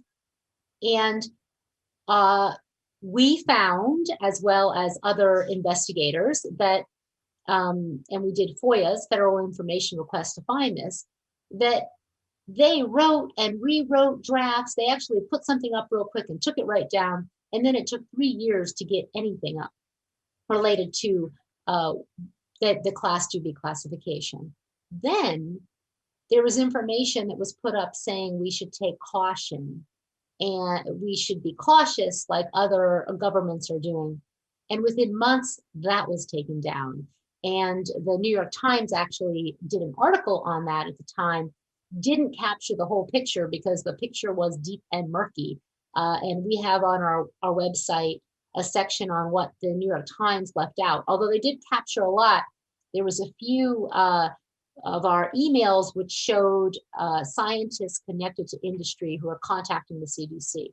But there's more. We also found out in our FOIA investigations that the CDC hired an industry-funded scientist to actually write several other web pages at the time on power lines, on wireless radio frequency, on electromagnetic sensitivity, on Wi-Fi in general. And we don't know if they were aware of his industry ties, longstanding industry ties or not. But if you go to the CDC webpage now, it says, if you are worried, here's a few tips to reduce exposure, and they have like 3, almost nothing. They don't address all the ways you can reduce exposure and how you can use safer wired technology. So that's one piece, is our investigation of the CDC. You can go online to find that. We also found out with our FOIAs to the EPA, because a few years ago, the EPA website, so one of the things we do is track our federal agency web pages for the public, because anyone who wants to know about the issue, what do you do first? You don't know anything about it. Maybe, you might just go see, what does the CDC say? What does the FDA say? What does the EPA say? So we're always tracking and using the Wayback Machine and FOIAs to track what's going on. So the EPA website was scrubbed completely, turned around upside down, inside out, about over a year ago. It had already been changed to downplay, wordsmith things away. And at the EPA, they were completely defunded in 1996. But if you go to the EPA websites now, you'll find that it defers to the FCC, and you would never think there's a problem with what's written there. So we've been trying to find out what went on with that. I did get a letter from the head of one of the heads of Radiation and Air recently, confirming that the Environmental Protection Agency had not done a review on impacts that they had put forward since the 80s. And this is such an important thing, because I think we think that there's a group of scientists and experts who are researching this, and they know what's going on, and they're looking at the latest science, and they're having these intense conversations and making sure that cell phones and wireless and Wi-Fi and Bluetooth and earbuds is safe for us. But there is not. That does not exist.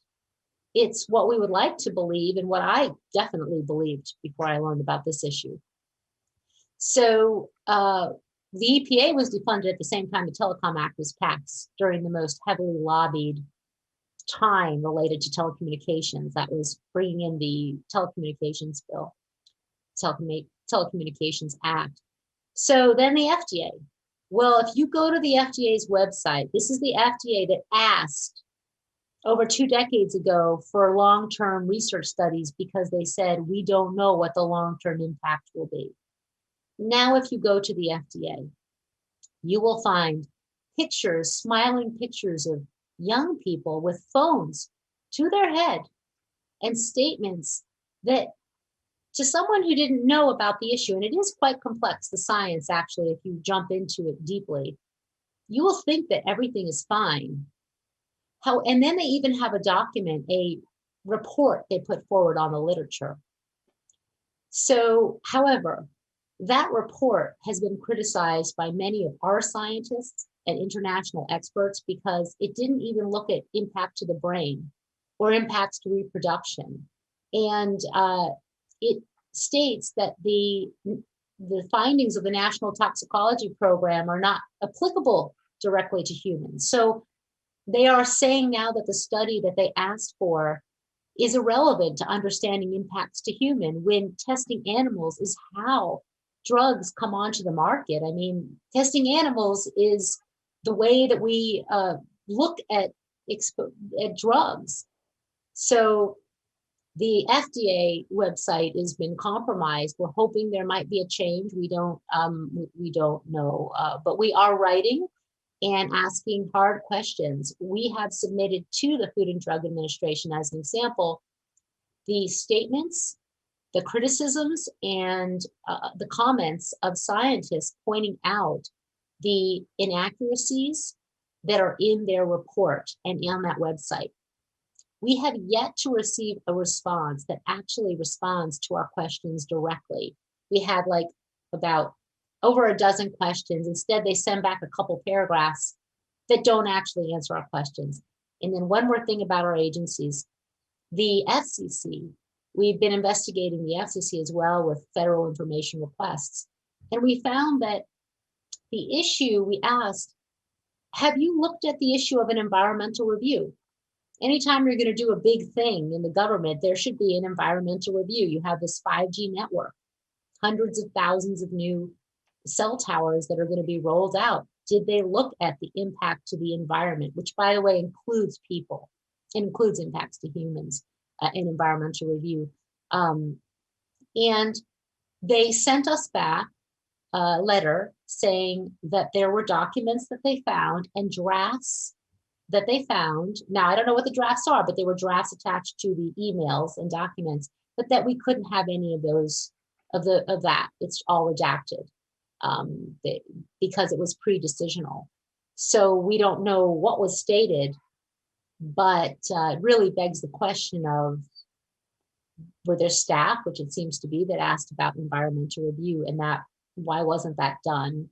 And the other one thing that's happened now is the New York Times. If you search New York Times 5G, you'll see articles that make it seem like it's safe and that there's no problem. And that article is riddled with inaccuracies. I have written numerous times to the New York Times asking them to correct the factual errors that are in that piece. And they have not made any changes. There's no ombudsperson. There's no one who's actually the fact checker who is independent of the editors, as far as I know. I think there used to be an person who did that. There isn't anymore.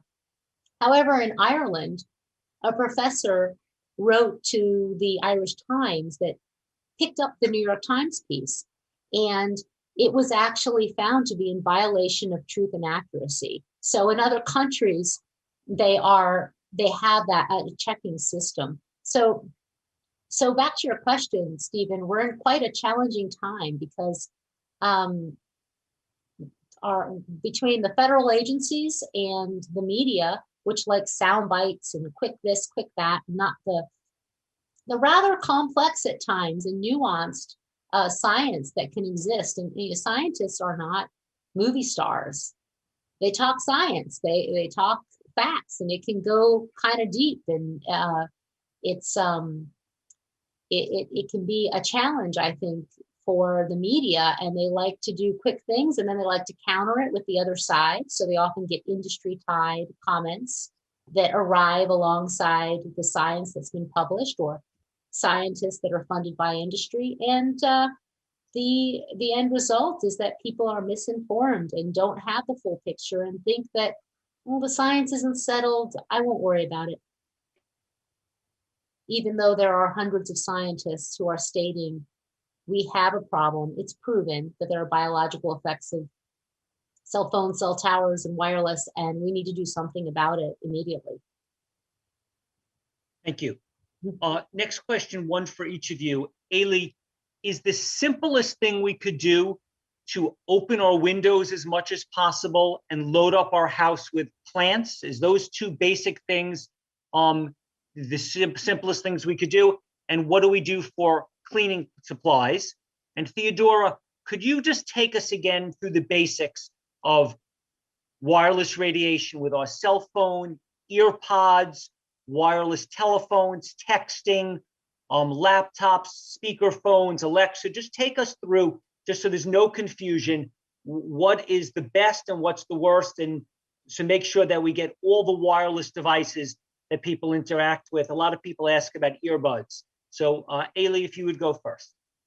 So if you're asking about the question of indoor versus outdoor air quality. So outdoor air quality, we can't really control, right? You know, you drive to different cities, towns, highways, some air quality is better, some air quality is worse. We can see that with environmental injustice, where we have manufacturing runoff of water, but also air quality that goes downstream and can really make whole towns ill and sick. And we see that in the Ohio and the Midwest. There's some really important stories actually being followed right now for that. People can't get up and move, you know, they just don't have the funding, the money, and there's a lot of illness downwind from a lot of manufacturing. Now, that being said, if you're talking about indoor air quality, which I do decipher in the book because I want people to know what they can and can't control so they can focus their energy wisely.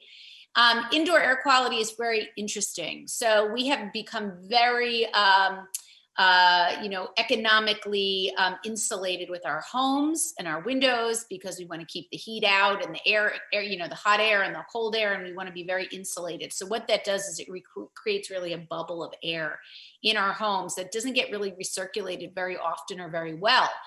And so your point about changing out the air and moving air through, I do that every day in my office when I go in. I just open 2 different doors at the ends and I basically let air wash through. Of course, I have a lot of non-toxic materials in that space, which also helps. And in my home, I do it a lot. I have 2 young boys, so it serves other purposes. But the idea is that you want to change out the air as much as you can. You want to get a great HVAC system. You want to make sure that your HVAC system is, the filters are being changed regularly. I've been told, and I'm understanding now that actually what I consider routine in terms of changing filters out is often should be a little bit more. Again, that takes time and money. What I tell people that is the most important issue with indoor air quality is don't buy junk and bring it in your home. I think the number one way to cut back on volatile organic compounds and phthalates and chemicals that are in our cleaning products, which I'll decipher between COVID cleaning and life cleaning, which is a very distinct difference, is that all of the products in all of our cleaning products in the United States, none have oversight for testing of any of the ingredients that are put into those products. Okay. So that right off the bat, cosmetics, personal care products, there is no oversight, no regulatory testing that's required of manufacturing companies for any of the ingredients that are in cosmetics, personal care products, and cleaning products. So that being said, you're going to look at a label and you're going to see a million things that you didn't go to, toxicology school or to biochem. And so you look at these horrible names and you think, boy, this is pretty awful. Well, chances are they are pretty awful because they've been allowed to do whatever they wanted to do. If you want to vet out commercial products in terms of cleaning products, you can certainly go to ewg.org. They have a wonderful section on which commercial products you can buy and the rating in terms of their toxic components or ingredients. So certainly anything with fragrance in it, I would avoid. Fragrance or perfume on a label, often, well, it's proprietary, so you're not privy to the actual number of chemicals that go into that word fragrance or perfume on a label. And it can be upwards of 300, 400 chemicals. It's really just a generalized word. It's like Coca-Cola. So we're not allowed to know what's in that word fragrance, trade secret, so to speak. But I would say to you in general, don't buy candles, synthetic candles, even if they say organic, there's no such thing in cleaning products. There's no such thing in personal care products. Organic is only in FDA regulated food, our food source. And so it does have teeth. That's one of the few things that actually does have teeth that has regulatory oversight is USDA organic in food, in our food system. So I do recommend that as a separate issue, but in terms of our products that we bring in our home, put on our skin, feminine care products, the word organic really means nothing. You can have one tiny ingredient that's organic and the rest 95 point whatever is not organic, and they can still claim it's organic on the front label, which is very misleading. But if you don't buy things like synthetic candles, incense, air fresheners, which just boggle my mind to cover up air. When your sink is full of dirty dishes, makes no sense to me. If you don't buy floor cleaners that are particularly toxic, if you don't buy window cleaners, we've been sold a bill of goods about the cleaning of our home. And we have a whole chapter on cleaning products and sort of the history of being clean and where that started and why we all feel like we need to keep up with the Joneses with carpet powder and, fabric softeners and all these products. When we really can go back to do-it-yourself type of ingredients, which we have in the book, where you can make your own laundry detergent, you can make your own personal care products, or you could just go to vetted resources, as I mentioned, like EWG. So not bringing it into your home already decreases a huge load of harmful chemicals, endocrine disruptors, heavy metals, a whole bunch of things, flame retardants. That's number one. Number two, when you bring in the products, you want to vet them. You want to know what you're bringing in. And once you vet them and you have a good idea of your product, then that makes shopping a lot easier and probably a lot cheaper, because you can typically get one good product that covers a lot of different cleaning services. You don't need a cleaner for a windows versus a floor versus a handle versus that's the marketing of this industry. It's $1 billion industry. I say open windows. I say get as many plants as you feel is reasonable that you can keep alive, which is questionable around this household. Because you got to maintain them. The surface area of the leaves often can attract a lot of the chemicals that end up from our air onto the leaves. So you can wash the leaves off. And then of course there's the exchange of gases. So they take off not only CO2 in our environment, but they also can help with the VOCs as well. And this has been well studied. And we give a list of plants in the book that are have been tested more than others, like Dracaena and money plant. So that's really helpful. Another really key issue in reducing chemicals in your home is dusting. So no matter whether you're not ready to give up your couch that may have flame retardant chemicals, which of course there are labels that show if your couch does and does not have flame retardant chemicals. And I show the two labels so you can really identify them. But say you have a couple couches like we did that had flame retardant chemicals, but we just didn't really have the money or the time to really remove them for a few years. You want to dust. You want to dust because all of these chemicals in our products end up in dust, often in homes. This has been well studied. In fact, phthalates, flame retardant chemicals, and BPA were the two obviously big groups because they're in so many of our products in terms of computer casings and textiles and materials, and dust really holds that. And when you have children, young children on the floor, your toys, they put wet toys, it gets stuck to the dust. When you have pets, especially cats, have been well studied for hyperthyroidism, the wasting cat syndrome, made the New York Times, because we now know they have high levels of flame retardant chemicals and a whole bunch of toxic chemicals in their bloodstream because of their hand to mouth or licking. That was really an incredible story, and it's been substantiated. So they are sort of the canaries in the coal mine, unfortunately, as my cat sits right here on the table. So really, again, dusting, HVAC system for air, opening windows daily if your air quality outside is in fact better than generally your indoor. Not everyone lives in a clean air environment. You can get an air filter. They can be rather expensive, the real good ones. I know they were sold out in California because of the forest fires. That was very hard to get for over a year. But I don't think everyone needs to invest in that. I think you can do a lot of more low-hanging fruit and get a lot more bang for your buck and effort without spending a lot of money to do that with indoor air quality. I think that was the question. I'm trying to think if there's anything else. I think that's pretty much it, but we cover a lot more stuff if people are really into the deep dive. COVID versus cleaning, real quick. There's no doubt we're all worried about COVID. COVID infection is real and certainly deadly. We now know that. When you're cleaning for COVID, the amount of cleaning materials that exploded onto the market was so sad and so frightening. None of it is checked at the door for toxicity. Quaternary ammoniums, all sorts of harmful chemicals were added to the market. They're being advertised even now as antimicrobials, antivirus. What people don't realize is when you look at a label for cleaning products, it'll say active ingredient at the top, and it may have one ingredient that doesn't sound so harmful.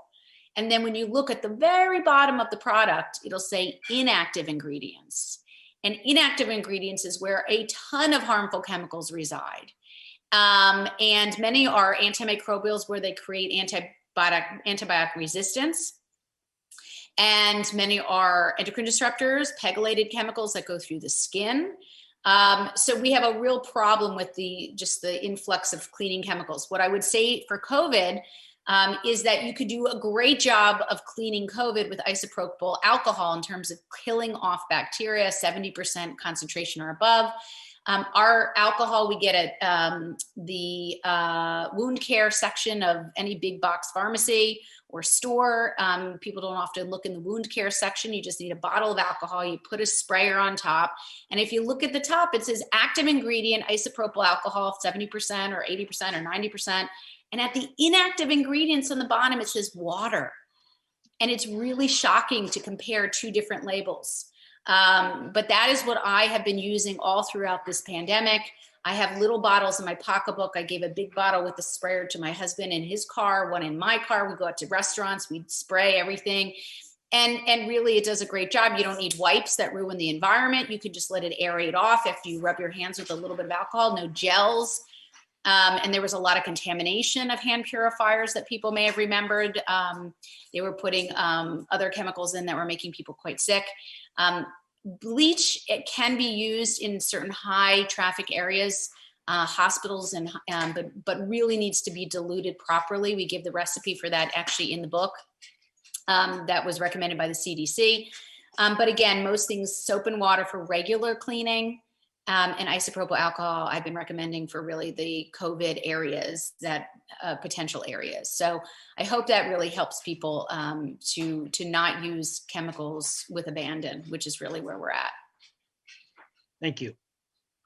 Next question, Theodora, for each of you, but this one for Theodora. Are there laws saying that health officials can't take into account the health effects when someone is protesting the installation of a 5G tower in their area? In other words, can a homeowner, are there laws that a homeowner can't say that I don't want this 5G tower near my home because it's going to affect my health? Can you please explain this? Also, second question for you is, does my local electrical water company have the right to put smart meters in or outside my house? And does that matter? And one more thing I wanted to ask about. Sorry, I can't. And what is the situation with 6G or 7G? Should we be concerned, or is that far in the future? So those are the three questions for you. And Aly, I'd like to ask you, should I be concerned about pharmaceutical drugs in my water? In other words, when someone pees, it goes through the system, and somehow I've been told that we have pharmaceutical drugs now in all of our water. Does water distillation get rid of this? Should we be concerned about this? And then the second question, just because we always hear the term BPA talked about, what is BPA and where is this found and what impact does it have on my health? So Theodora, you can start. Okay, so this is a lot because I also want to touch on things people can do in their homes, but going to people speaking, people can talk about the health issue if there's a cell tower or a cell antenna that comes in front of their home. The Telecom Act is a federal law that was passed that says that the siting cannot be due to environmental concerns. It's Section 704 of the Telecom Act. Then that was interpreted by case law in certain circuits to mean that health cannot be the only reason that you don't put a cell tower where a cell tower is being slated to go. And that is what we would consider an overreach of the statute of the Telecommunications Act. But more importantly, if you're in a situation where you have a tower in front of your home, we have found, just FYI, that there have been antennas that have been moved when the whole community gets organized on it. But it is important to talk about, and in fact, there are many reasons which are not related to health as to why you do not want a cell tower in front of your home. They are ugly. They're aesthetically unpleasing. They can drop your property value. There can be industrial issues when you have an industrial equipment in front of your home or school. that make it not part of your residential neighborhood, for example. So I'm not giving legal advice. What I'm saying is that, yes, there is a law that has been interpreted to mean sort of that, although it's an overreach. It is a section of the law that needs to be taken down and changed so that our rights are respected as the public health is respected. Because how can we not be able to go to court to address this issue or raise this issue? It's pretty outrageous to be told that you can't use health when what is more important than our health? So, and in terms of the smart meters, that's an issue. I only touched on it, but smart meters also emit radio frequency radiation. They also they also introduce harmonics, which we haven't talked about, but can make your electrical system in your home be in a way that can impact your health. You can look up harmonics or harmonic interference, dirty electricity as well, the work of Dr. Milham. So related to what can you do about a smart meter, I will tell you that in our community, and it's still a situation, however, we were able to, when the water company was going to put a smart meter on everyone's home, to raise the issue of health and to advocate, and many people worked hard. Dr. David Carpenter of in New York came and gave a presentation on this issue as well. And they stopped the program. Now, in your community, if you are facing this situation, ask for an opt-out. And it should be free. It shouldn't cost money to have something on your home that you don't want or need. But get a non-wireless meter if you can. And if you can't, check and see if you have a local smart meter group or even a local 5G group. A lot of the smart meter groups are now working on 5G, but there are people who are educated on this issue in every state. You can go to Stop Smart Meters as well to learn about that and to address the smart meter issue.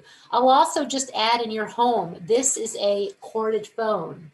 And with a, my cord got tangled, which sometimes happens because I'm on the phone all day.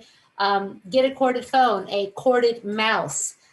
Use Ethernet, which Ethernet to connect your computer to the internet. You can run this in your home. You can put your Wi-Fi router as a start on a timer. So at night, at least it's not on. Give yourself time to rest at night. You can also take this Ethernet and connect a lot of cell phones with a wire.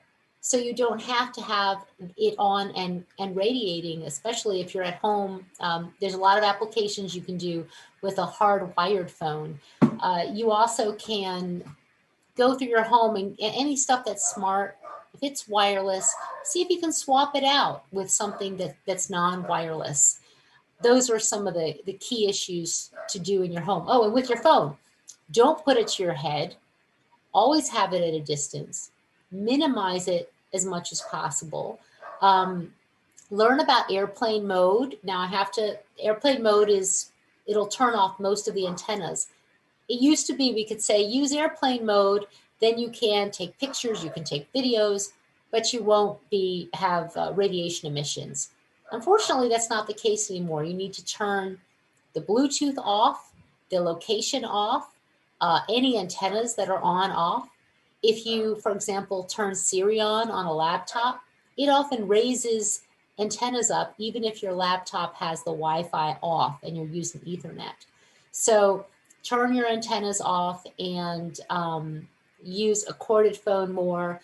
There are a lot of tips and tricks, like if you want music, how do you get music? Well, have it pre-downloaded so you're not using streaming music. Don't stream videos on your wireless devices. Choose to use a wired connection if you can. It's faster, safer, and more secure. Those are a few, and we have on our website at ehtrust.org a lot of information on how you can reduce exposure. And everything you do makes a difference. Take one step, learn more, take the next step. It really makes a difference. Let me just ask you one quick thing. If someone's in the back seat of the car with their phone and the phone is the Wi-Fi is off, but the Bluetooth is connecting to the car music. Is that a minimal exposure? Is that acceptable? Well, we would recommend not using wireless devices and to turn off any wireless features when you're in a car, because the radiation metal can interact with the wireless, can interact, reflect, and do unique things when it's with metal. So we would recommend having something in the car rather than the phone. It's better than the phone to the head. However, there's still exposures that are happening, and we would recommend turning the wireless features off of the car and having your phone completely off. And one other thing I would say about the phone is that even when you're not using it, it's radiating all the time. So when you have wireless devices, video gaming consoles, even your laptop, if you're not using it, although the laptop, if it's open, and tablets, they will be emitting all the time, searching for the nearby cell tower or router.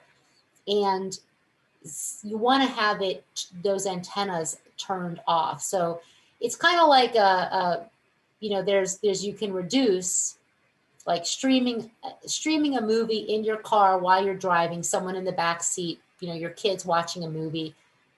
That we don't recommend that. That's a higher radiation than other things, because that's the highest. You'll get highest exposures, and actually, that's something everyone should know: is when do you get highest exposures? In a car, in an area of low service, when you're streaming movies and video, when you're moving large files. That is what you want to minimize for yourself. So. But just I wish I had a better answer. I think there should be a way to connect it with a wire to a USB. What we're advocating for in cars is systems so that people can play their downloaded music, but not have it be wireless. But if the wireless is turned off on the phone, all it's doing is Bluetooth. The wireless is off on the phone. It's just Bluetoothing to the system in the car. Mm-hmm. Is that acceptable, or is that still? Well, I would say you just brought up something which is really important, which is another tip. Turn off the antennas you're not using at any one time. Let's say you need to use a certain antenna on your phone, be it Bluetooth, or maybe you actually need to make a call. It's an emergency, and you're in a situation with your work where you need to be making calls, and you haven't figured out other solutions. Turn all the other antennas off so there's just one on. Also turn off your notifications. I'm not going to use the word acceptable or safe or not safe, because it's all a matter of reducing exposure. So you're going to reduce it if it's only Bluetooth and you're not streaming the music. However, it is still an exposure. And unfortunately, we don't know what a safe level is, sort of like food. You want to reduce what you can and find solutions. I mean, we still have a CD player. We use that. We also have a way we can plug in the USB cord with files, but I recognize the challenge, and I wish I could say, oh, that's safe, but what is safe has not been determined, and there have been effects found at such low levels that we would say, do what you can when you can. And that's my recommendation. And cars are a real challenge. Dr. Moskowitz has a whole page on cars that's quite worth delving into.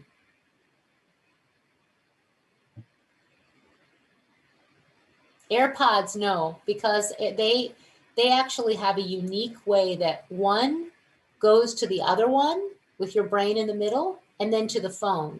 So if you're using earbuds or AirPods and you're talking on the phone, you're getting the radiation from the phone, which is probably somewhat near your body, and then the Bluetooth back and forth to the AirPod, and then one AirPod to the other.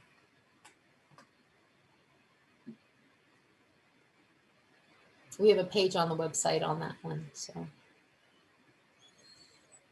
Steve, I'm old, but I think you talked about BPA. Is that correct? You wanted to talk about BPA? Yes. I wanted to know about pharmaceutical drugs in our water. How do we avoid this? Does distilled water get rid of this?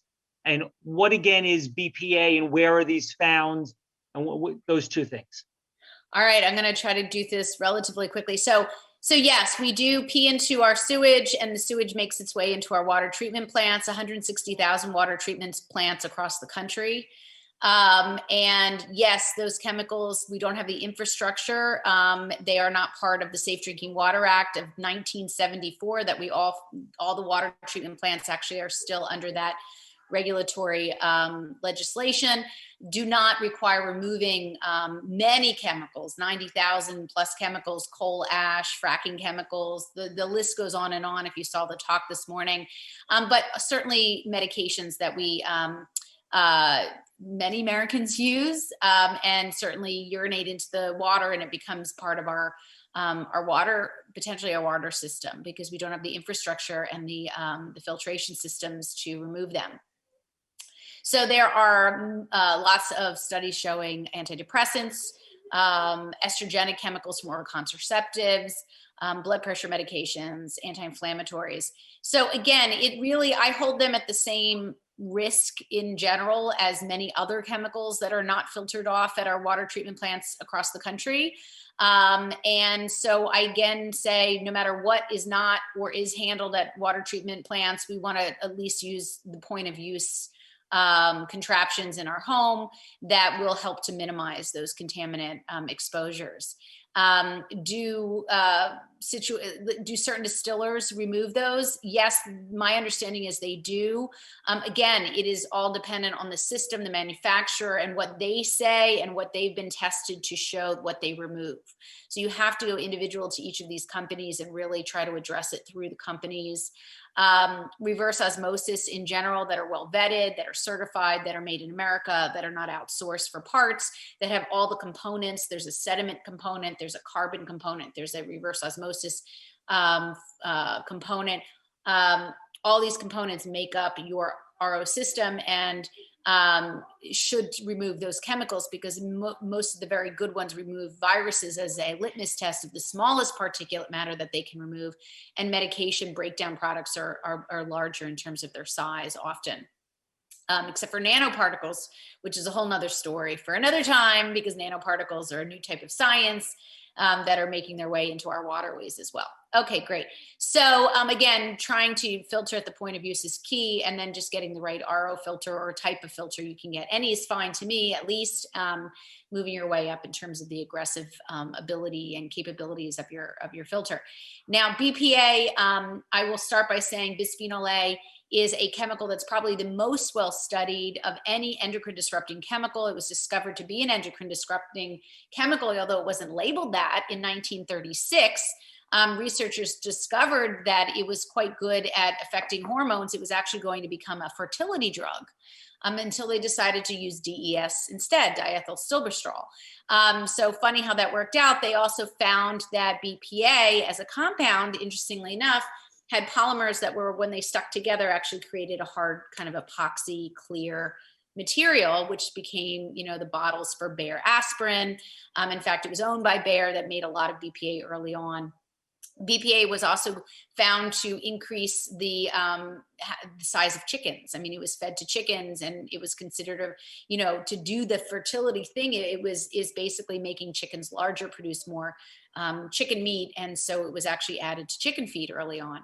That being said, BPA, because of its endocrine potential properties of mimicking estrogen and a bunch of other potential endocrine effects, it was removed from baby bottles in 2012 due to the overwhelming findings of its capability to affect the endocrine system, the human endocrine system, hormones. I will mention this, my co-author, Dr. Frederick von Saal, for both this book and for the textbook. This is where you get, he gets his due, is an unsung hero, as many, many researchers are. He is quite well known at this point, but he's not considered a rock star like Mick Jagger, although he should be. He was, his research was largely responsible for removing BPA from plastic baby bottles and some sports bottles in 2012. But unfortunately, that was all they could get it out of. And it is actually one of the most widely used industrial chemicals worldwide, particularly in the US. I think it's about 20 billion pounds of BPA is used in the United States in a variety of products, including food packaging, where it's considered generally regarded as safe under the GRAS regulations under the Food, Drug, and Cosmetic Act of 1958. So, we have a lot of chemicals, majority of chemicals that kind of grandfathered in through poor legislation, end up not only in our food, but also in our food packaging, which makes its way into our food. BPA mimics estrogen at very low levels. It can block androgens. It can block receptors. It can affect thyroid hormone. It can affect, again, breast cancer risk. It's suspected in terms of increased risk for hormone-sensitive cancers. It can make fat cells larger. It can make stem cells turn into fat cells. It's been implicated in autoimmune diseases, which I hope to talk about in a few years when I get my next book off, which will certainly tie the world of immunity and autoimmunity to many of these chemicals, which we know is a real issue. But the idea is that BPA has been classified as an endocrine disruptor. It's probably the most well-studied. 8,000 papers at this point, according to Fred, now exist internationally on its effects. And again, it's in everything except for plastic baby bottles. So I will leave it at that. But yes, I would not trust sports bottles or any plastic materials that say BPA free, because the substitutes BPS, BPSIP, BPFB, and there's a whole bunch of bisphenol polymers that are now being substituted for BPA because BPA is considered a bad guy in terms of the market now knows about it, consumer market. So all of these other bisphenols are now being used in its place. And of course, we don't always know that they're there, but they have been found to have even worse endocrine effects for some of these bisphenol compounds than even BPA. Okay, thank you. Another question, Theodora, should schools use Wi-Fi, and what alternatives are there if they don't use Wi-Fi? And if we do ban 5G, won't we fall behind China? And then Aly, if you could just, to make sure everyone goes home clear, if you could start one more time from the top of the head to our toes, from our hair dye, our shampoo, the hair straighteners, the cosmetics, Botox fillers, deodorants, dental fillings, just so we're all clear, organic undergarments, just so we're all clear and we didn't miss anything. From the top of our head to the toes, what is it that we need to be concerned with? Starting with Theodora. Okay, 7 minutes. So I think Wi-Fi in school is a very, very important issue, because even now, like in our community, the kids are going back for a couple days a week and they're all on Chromebooks all the time doing their virtual learning there.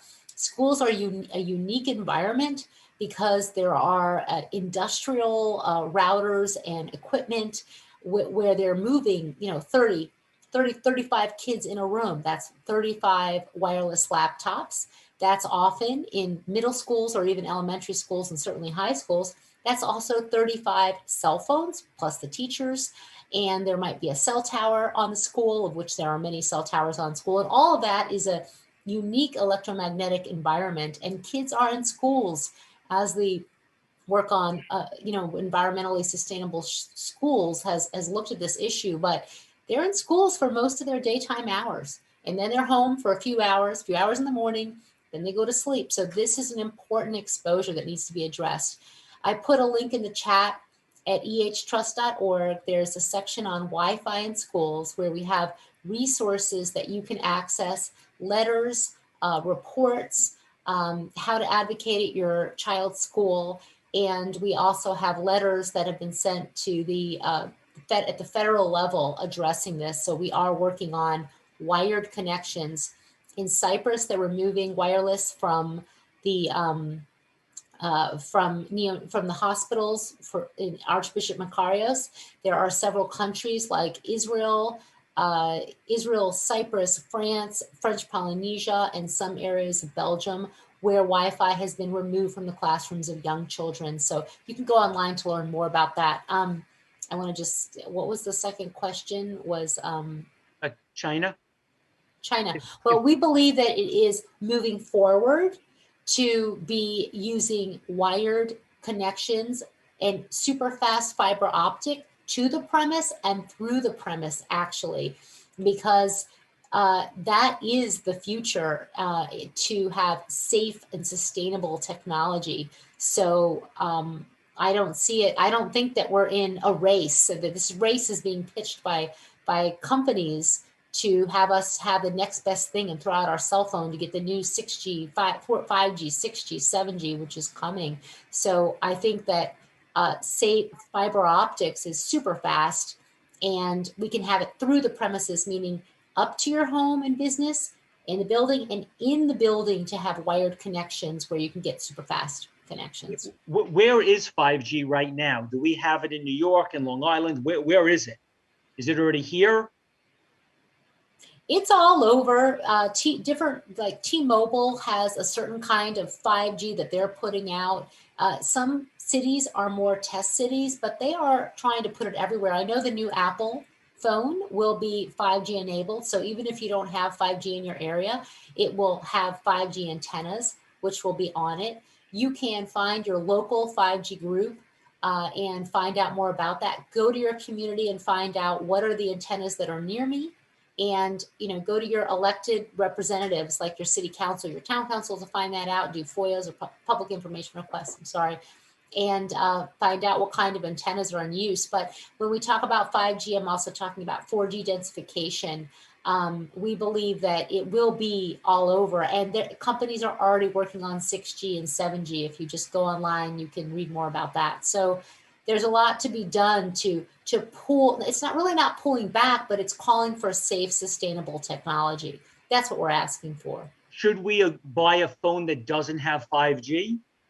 Does that help us? We do not recommend upgrading to the 5G phone. Absolutely not, because there are all those antennas on it, which will have newer frequencies and the 5G modulation. So, and it's unsustainable to keep trading out your phone as well, in terms of the manufacturer of the phone and all these other issues we haven't even talked about. But yes, so don't. In fact, you can go to We Are Not Sam. There's a boycott on 5G phones, and we're supporting that campaign as well. We don't recommend 5G products.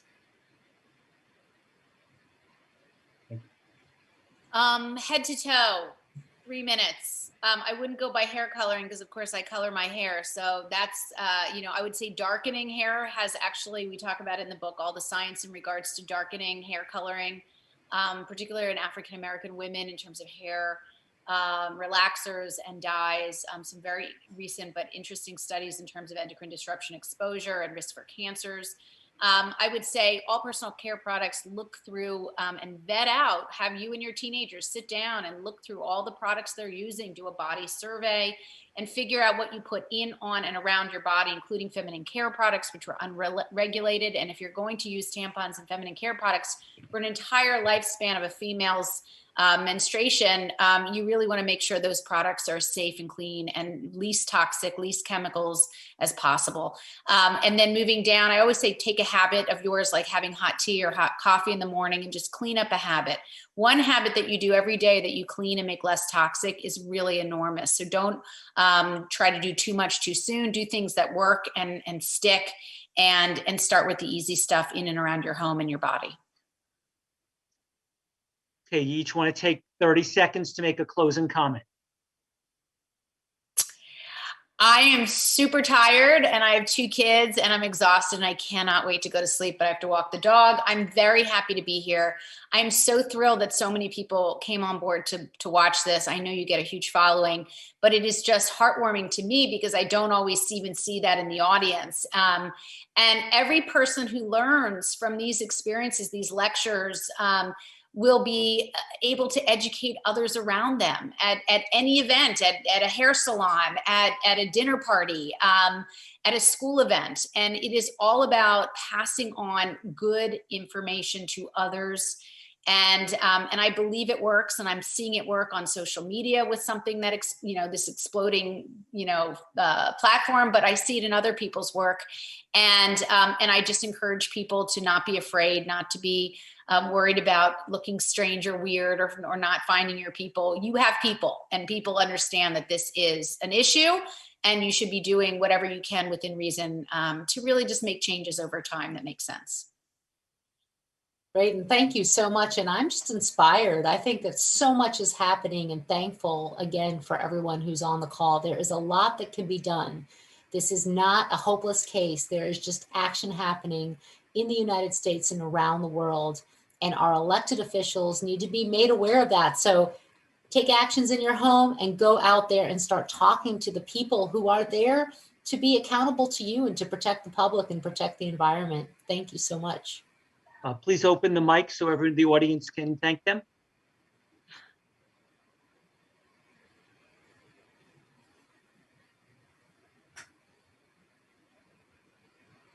You want to open up the mics for the audience so everyone in the audience can thank them? Thank you. Thank you. Thank you so much. Thank you. Thank you you so so much. much. Thank you so much. Thank you so much. So smart. Coming back. Thank Hey, you. So Stephen. helpful. Thank you.